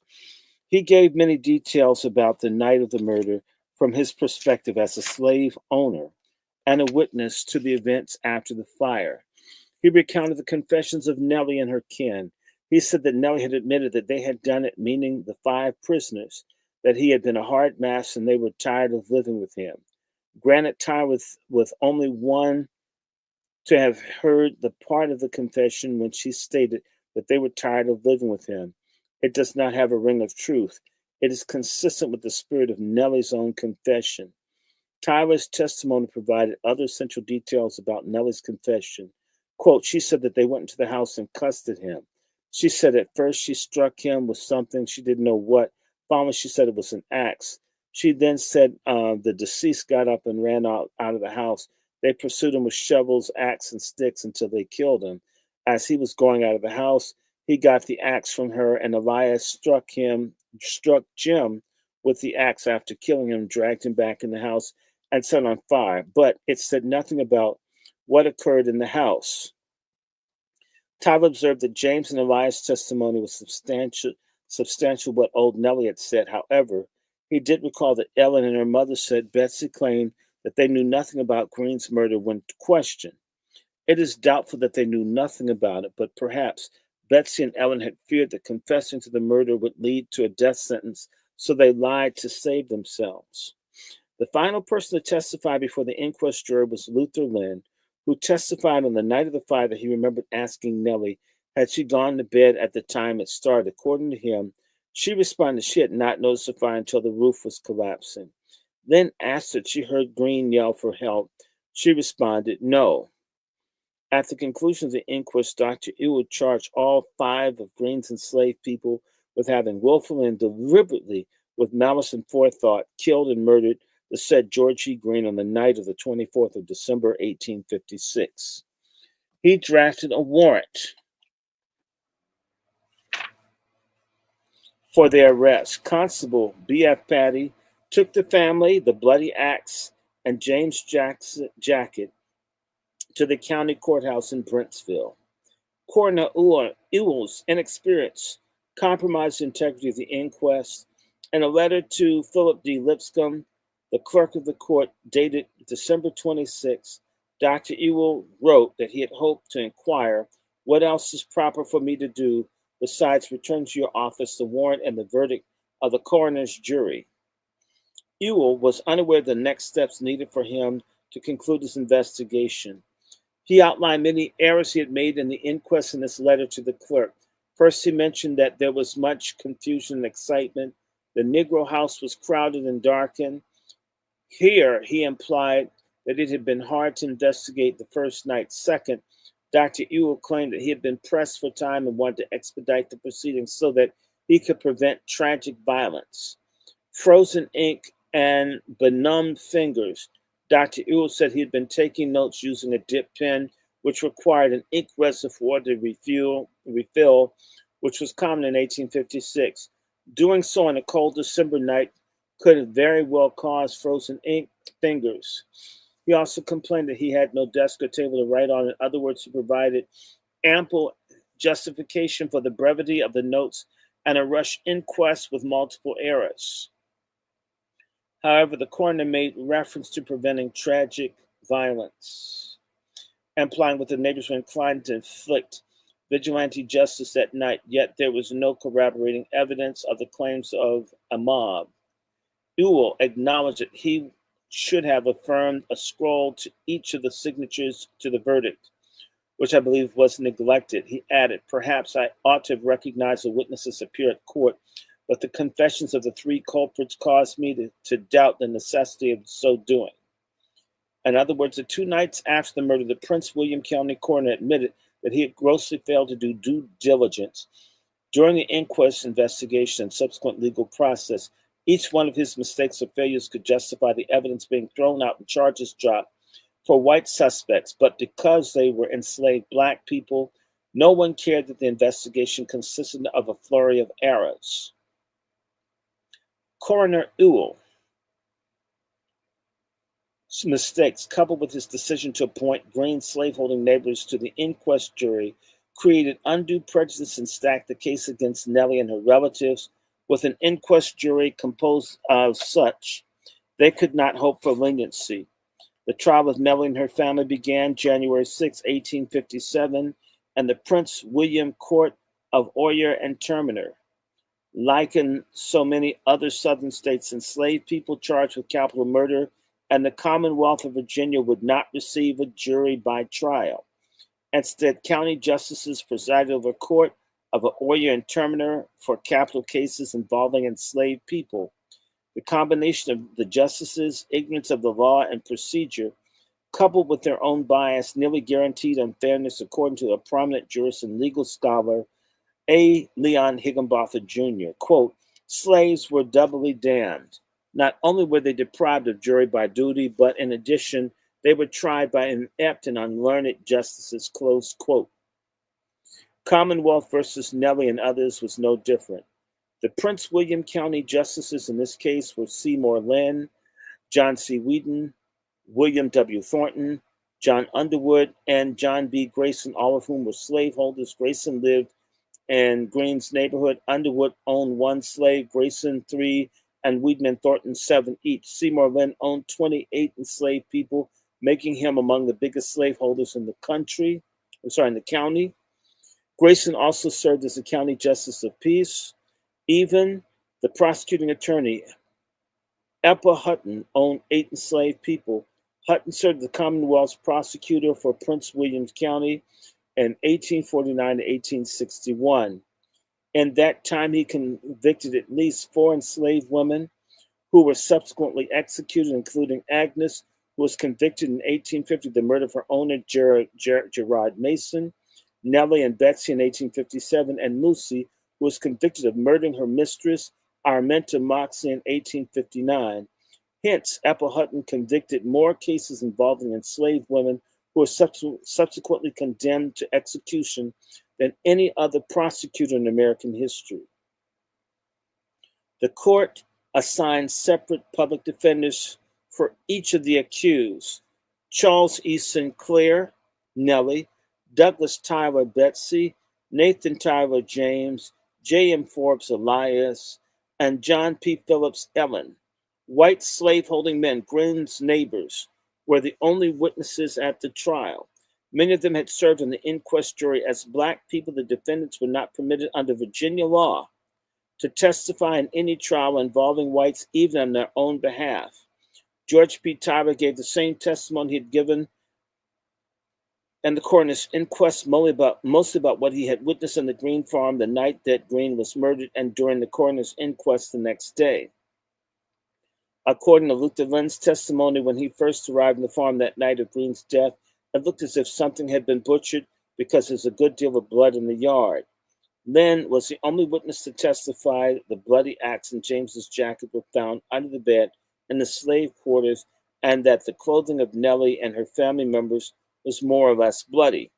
Lynn made the point of refuting the claims of Nellie about her owner, because slave owners measured the goodness of their peers in terms of what they provided materially for their enslaved people. Lynn set out to prove that Green had been a good master by listing the various types of food, snacks, and drinks found in their cabins, clearly hoping to refute Nellie's claim that Green had not given them enough food. Lynn also testified that Green's enslaved people were well-clothed, never saw a more comfortable Negro house. It was weatherboarded and sealed inside, 2 beds downstairs and 2 upstairs, all comfortable with an unusual quantity of wearing apparel hanging up on the bedstands. Based on these observations about their material comfort, Lynn concluded that Green was one of the best masters, and his people were as well taken care of as any slaves in the county. Nell and her kin thought otherwise, according to Philip D. Lipscomb, the court clerk. When he told Nellie that he believed the Green to be the mild, good man, she retorted, saying that I, Lipscomb, knew nothing about him, and that he had taught school up there on the property and treated the children so bad that none of them liked him. Lipscomb believed these claims to be damn lies. Nellie's claim about how Green treated free white students is suggestive of how he must have treated enslaved people. Because Black Americans were prohibited from testifying in court, their perspectives were not heard or considered by the justices, just one way in which the process created inherent unfairness. Because they could not testify in court, the confessions of Nellie and her family could not be told through the testimony of whites who heard them confess. Constable B.F. Patty, who had arrested the family and transported them to jail, claimed that while he was transporting them, the whole father confessed me an agency in murder. Lipscomb testified that Nellie and her family members had confessed to him too. He explained that she had told him that Green had been a bad owner and explained why they had wanted him dead. Lipscomb is the only person to testify that the defendants told him before they hit their owner with an axe, they had begged him to sell them. Green allegedly refused and retorted that they would all be hung for what they had done. Allegedly, he refused to sell, then led Nettie to follow through on their last option. It's best to kill him. The principles of the black feminist practice of justice reveal that enslaved women who took justice into their own hands always tried other options before murder, including everyday resistance or even asking to be sold. Justices found Nellie and her entire family guilty of murder. When the convicted defendants were asked to offer any reason why the court should not proceed with the judgment and execution, they didn't utter a word. The court summarily scheduled Nellie, her daughter, and grandchildren to be executed for their crimes on February 13th, 1857, between 10 a.m. and 4 p.m. because Virginia compensated owners of enslaved people executed by the state. The court had to estimate the worth of each. Nellie, advanced in age, was said to be worth nothing. Betsy, valued at 300, James at 800, Elias at 600, Ellen at 300. Nellie did communicate how she felt about being executed for murder. The last person to testify in the Commonwealth v. Nellie and others was R.G. Davis, who told the court that when he told Nellie she better prepare to meet her God, she replied she was all right on that question. Like many other women featured in this book, who also used the black feminist practice of justice in the age of slavery, did not fear justice on earth or divine justice in the afterlife for murdering Green. Her declaration was that she was all right on that question of meeting her God leaves three possibilities: that Nellie felt forgiven by God, that she felt her crime was justified because she believed Green to be so truly evil, or three, that she was reconciled to eternal damnation. Regardless, hers was a radical mindset in the 19th century world of Christianity, which conveyed a different messages about murderers.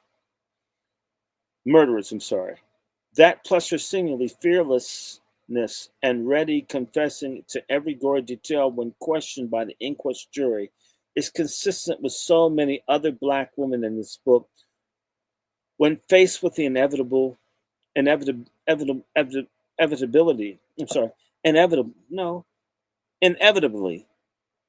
of her death sentence. Immediately after the sentencing, some people began to question the ethics of executing Ellen and Elias, who were minors. And in 1801, the law gave the Virginia governor the option of sale and transportation instead of execution.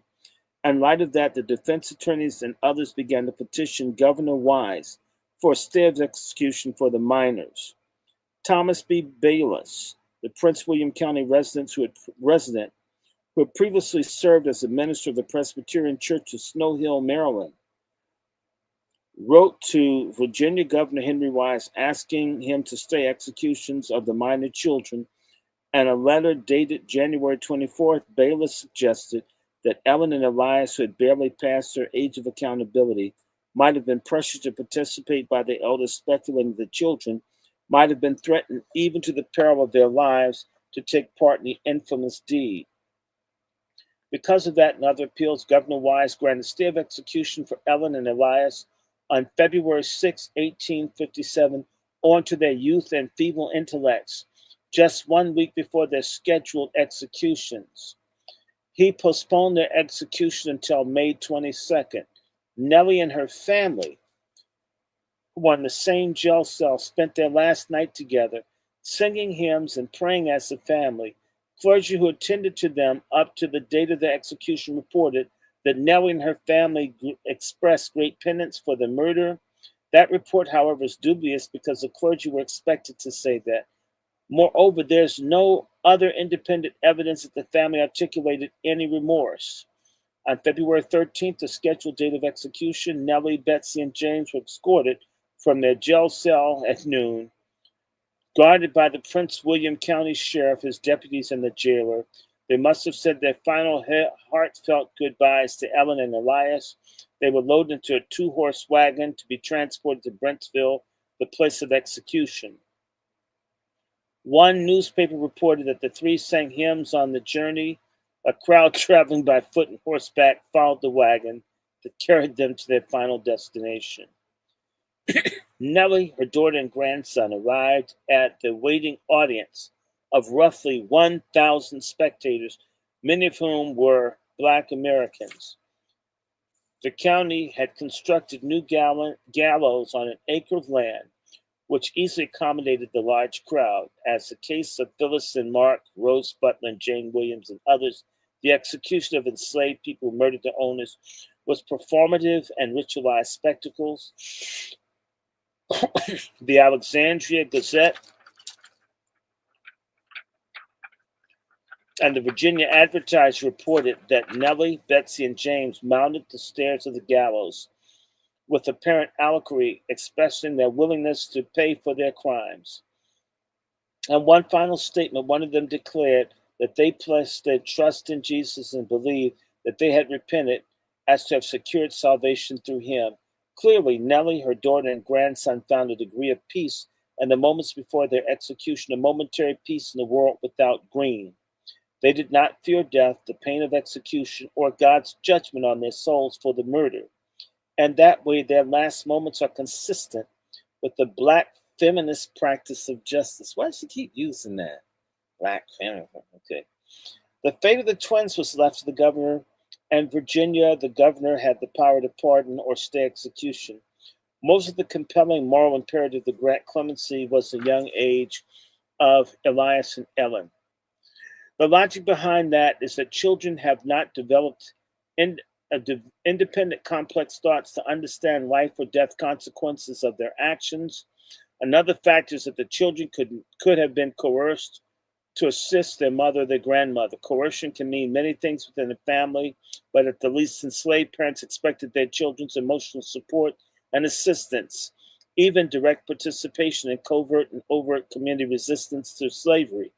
Some white Virginians following the case understood the coercion as a denial of the children's personal choices. Ellen and Elias never suggested they had been forced into violence.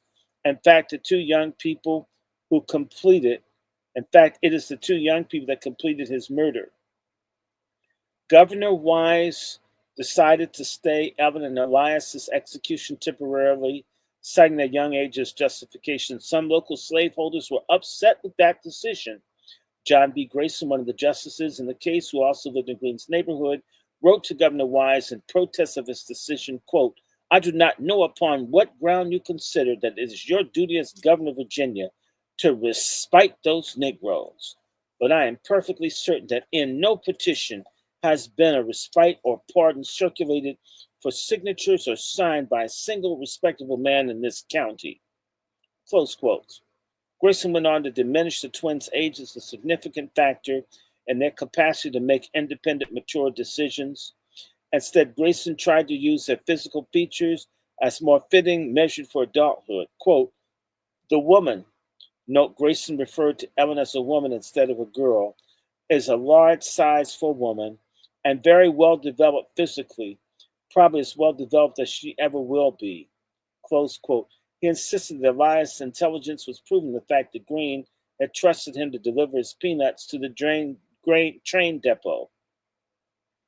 Grayson closed by insisting that the sentence was perfectly just and that warned the governor that any further interference with these executions would be in improper control of our county's business. Grayson ended this letter by telling the state executive that anyone who did not reside in Prince William County had no more of a right to petition about the county's business than I've advised that you not allow your overseer in Accomack to whip up one of your Negroes there who disobeyed them. The fact that a justice in the trial was so personally invested that he went at least once to ensure the children were executed underscores the biases of the justices. Seemingly unmoved by Grayson's entreaties, Governor Wise reduced Ellen and Elias' sentences for sale and transport instead of execution. The twins were subsequently transported from Gordonville to Richmond. The historical record is silent on whether they remained in Richmond or were sold outside the Commonwealth of Virginia. History is littered with stories of enslaved Virginia women who resisted slavery. By the time Nellie and her daughter and grandson were hanged for murdering their owner, nearly 100 other enslaved women had been executed before them. Just 7 years earlier in the same Virginia county, Agnes hacked her owner, Gerald Mason, to death as he slept. In Richmond, 5 years earlier, Jane Williams had done the same with the family that owned her. What makes Nellie, Betsy, and Ellen unique is that none of these other women's resistance was part of a three-generational family plan led by its 60-year-old matriarch. Nellie is the oldest enslaved woman to be executed in Virginia. Nellie and her kin did not intend to end slavery that day, nor did they seek personal freedom from it. That does not mean that they were not motivated by a revolutionary vision. They wanted the same things that enslaved people had in their neighborhoods: a decent owner, Christmas, mobility, leisure time, church, and meat. And their enslavers' perspective, their desire to ameliorate their condition and demand personal and autonomy was radical. What lived in the heart of revolutionary dreams for enslaved women was not violence, but fairness, freedom, sustenance, and humanity. Let's stop here for now. What you guys say? So I'm going to take a couple minutes. Again, for all of you that are on, 149 of you that are on Twitter, I do this periodically. I have this channel called the Angry Black Men's Book Club. We've been around for a minute. We read all kinds of Black history books, and we also read stuff, just all kinds of stuff. You should subscribe. For all of you that are in the other channels, I have I put it up there earlier too. Twitter's things. I have Facebook, but Facebook has messed with me so much I don't use it that often. But look to see more of these. I'm going to probably do another reading. I've got a couple of other books because I want to talk about racial violence and selling out. And I'm probably going to do some other interviews. So yes, I want to thank everybody. What time is it? It's almost 1 a.m. Enjoy, share. And again, this book is really good. Brooding Over Bloody Revenge, Nikki M. Taylor. I've been reading a series of these books. When rape was legal, I had a couple books, and I've got one I was reading. I'm going to go back to it. When They Were Her Property, we got to talk about white feminism. The Angry Black Men's Book Club. Join, subscribe, like, share. If you know someone that's an asshole, I have all these videos. I haven't locked them. If they get locked, it's YouTube that did it. I haven't put everything on Patreon. I haven't done the members only. I will eventually do it. I keep saying that, but I would rather this get out because it's not enough. Also, these are 2 massacres. I mentioned this one earlier. I'll be reading from this a little bit later. The Slocum Massacre down in Texas, 1910, just went around just killing people. There were a lot of massacres in the Civil War. This is one of them, the Saltville Massacre. And I have another one, Fort Pillow, where they massacred hundreds of people. I might just read portions of these. I'm not going to read the whole book because it just takes forever. There's a Confederate resurgence. I'm going to be reading these over this Juneteenth thing, so I'll probably do some tomorrow, some Saturday at night, some Sunday. But we'll just talk about these killing, violence. People need to understand why we need to delineate. We need to understand. And there's another classic, The Rayford Logan Betrayal of the Negro. You can get these on Amazon. And please donate to the channel, like the channel, subscribe. There are multiple ways. If you ever want to do it, I've got a Patreon and a Venmo. So let's do it. My Venmo is DrRandyShort. If you just absolutely want to send something there, and I have to check my account, but a Venmo, DrRandyShort. I have a Patreon, which is. The Cash App is $DrRandyShort. The Cash App and a Zelle, they both have the same thing. It's my email, DrRandyShort@gmail.com. WRANDYSHORT at gmail.com. And at the same time, I enjoy talking to people about genealogy and books and research. So, you're free to email me if it's serious. I'm not afraid to talk to brothers. I'm not into bussy, although I do love brotherhood. And sisters, don't be afraid. I may cuss a little bit, but I'm a gentleman, so I'm not going to call you and try to hit you up with a booty call. I'm very serious about the movement, about our people. And before I leave, I want to leave you with the greeting. And I do this. M, F, M. Okay, let's do it. M. We're all, and this is how we delineate. This is our gang. This is M. This is F. And this is the other M. And that stands for motherfucking money. We need reparations. What Juneteenth should be for us is a major day to organize around reparations. I hope you had a good time.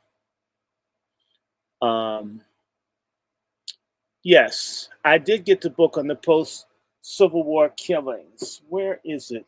I think it's wait a second.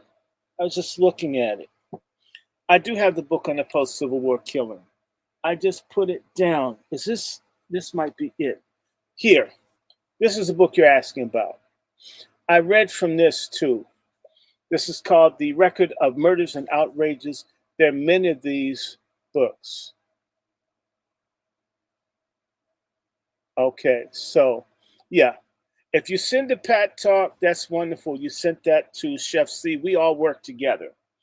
So let's talk to, there are a group of us. We help each other with content. We try to do stuff. I'm looking forward to having Peter Bailey as a guest to talk about books. Got to work on that. This is the book. It's called The Record of Murders and Outrages. The lowball number of Black people murdered after the Civil War is over 50,000 Black people were murdered. And that doesn't touch the people that died from disease and other things.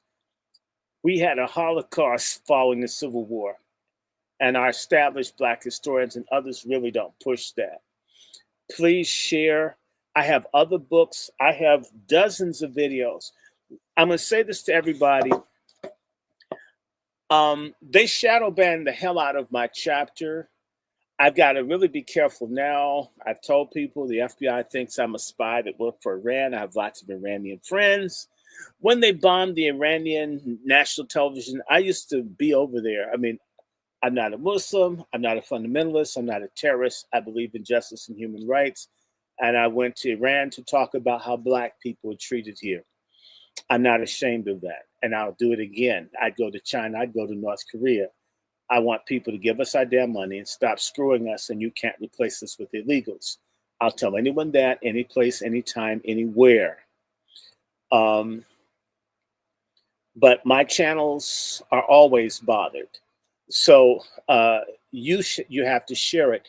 If you don't see it, look for it. But I've got videos on topics if they don't take them down. Eventually, I do have a website. There's an Angry Black Men's Book Club website. And I just have to check and just put all my videos there because it's just time. And so please share, support the channel. And that's what I do. I couldn't even buy all this stuff. The people that like me sharing the information allow me or empower me to get stuff. But this is the one I want to read. This Palestine. It's near Palestine, Texas. This isn't far from where Carmelo lives. This is just minutes. This isn't far from where Carmelo lives. Wake up.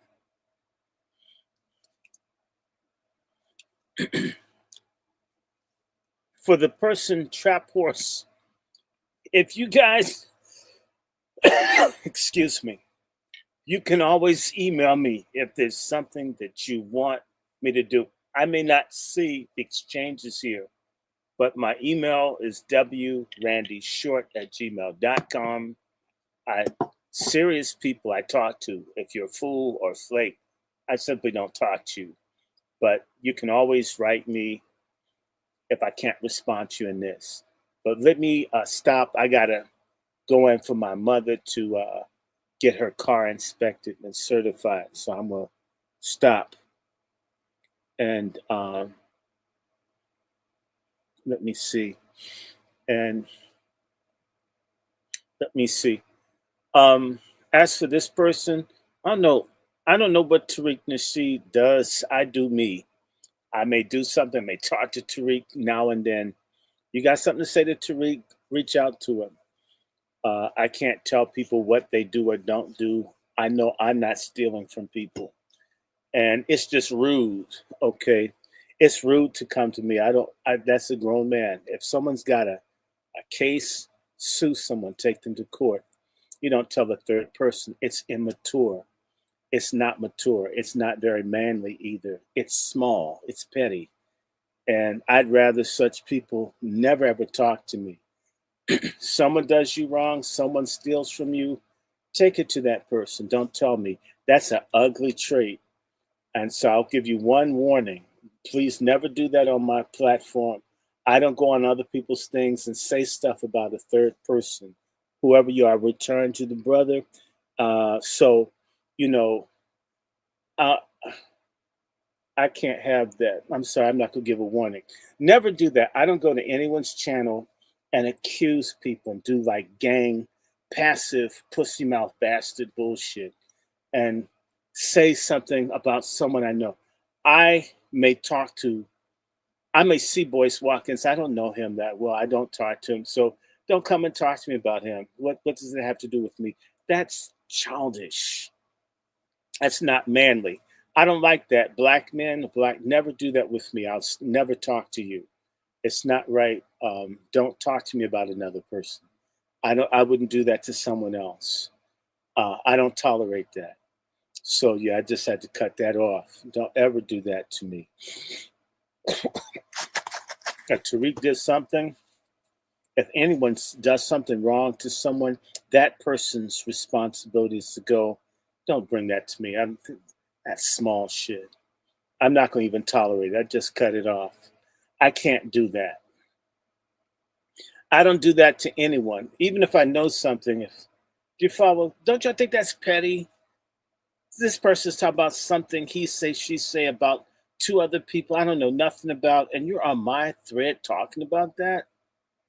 That's too dumb for me. I'm sitting up here reading books. We're going through serious stuff. I don't like bullshit. I don't do it to anyone. I won't do it to anybody. Never do it to me. Not even one time. There's some things I don't like. I don't tolerate people from other groups demanding one-on-one. My program, my agenda is to help Black Americans in the United States. I don't mind anybody anywhere else. If you're white, polka dot, you listen. I'm not trying to insult anybody from anywhere, but I got to tell our truth. That's who I want to talk to. I don't want people pushing sexuality. I don't want people pushing drugs. I don't want people pushing religious garbage. I don't like petty stuff. If someone's a white nationalist, I didn't go on their thread. If they don't like me, they don't like me. I grew up with really racist people. I get it. I'm not human to them. Leave them alone as long as they're not bothering me. Vice versa, Black folks, be men and women. You got a problem with someone, talk to them. Don't go to a third person. Can you imagine if I'd said something and this person captured, look at what he said about Tariq Nasheed, and they get a lot of these people, forgive me, these are bastard Black men that didn't grow up with fathers. I did. I had a father. He wasn't perfect, but he was my dad. He was here. I don't care for it. So never bring garbage or gossip. I don't want to hear about it. Um, Unlike other folks, I don't mind if you email me. I don't mind if it's serious people that have a phone number. I mean, Dick Gregory was cool. You could just call Dick Gregory. I'm nowhere near Dick Gregory's level, but if it's serious, we communicate. But you know, I know Negroes will call up and say, "Hey, man, you know, I heard I was arguing with a friend of mine. Malcolm X had 8 kids." Why would you call and ask me something stupid like that when you could go into your phone and check to see how many kids Malcolm X had? Is that what you used me for? We didn't spend all that time. I didn't go into debt in school to like little barbershop arguments. Okay? Good night to everybody. MFM and Black Freedom and Love. Blessed Juneteenth weekend to everyone. Uh, Hope everybody is well. Thank you, Sister Star, Sister Brooke, all you moderators for keeping it good, keeping the morons and idiots off the platform. Thank you for praying for me. My mama's doing better. My friend Sister Keisha's husband's doing better. And I got a lot. So absolutely. And don't forget, share, like, donate, and circulate it. And again, if you've got idiot friends, you got annoying people you don't like. I've had people tell me this for years. All you have to do is send them my videos. It's a great way to hurt stupid people. If you want to get rid of asshole people, send them my stuff. Trust me, even if they'll never bother you. Liars hate the truth. Let me get off of here. I'm going to get some sleep. Thank you for the 152 people on Twitter, the 600 people in my other Twitter account. Hopefully we got a couple hundred. We got to keep this out here. For the 152 people on Twitter, the 600 people in my other Twitter. Okay.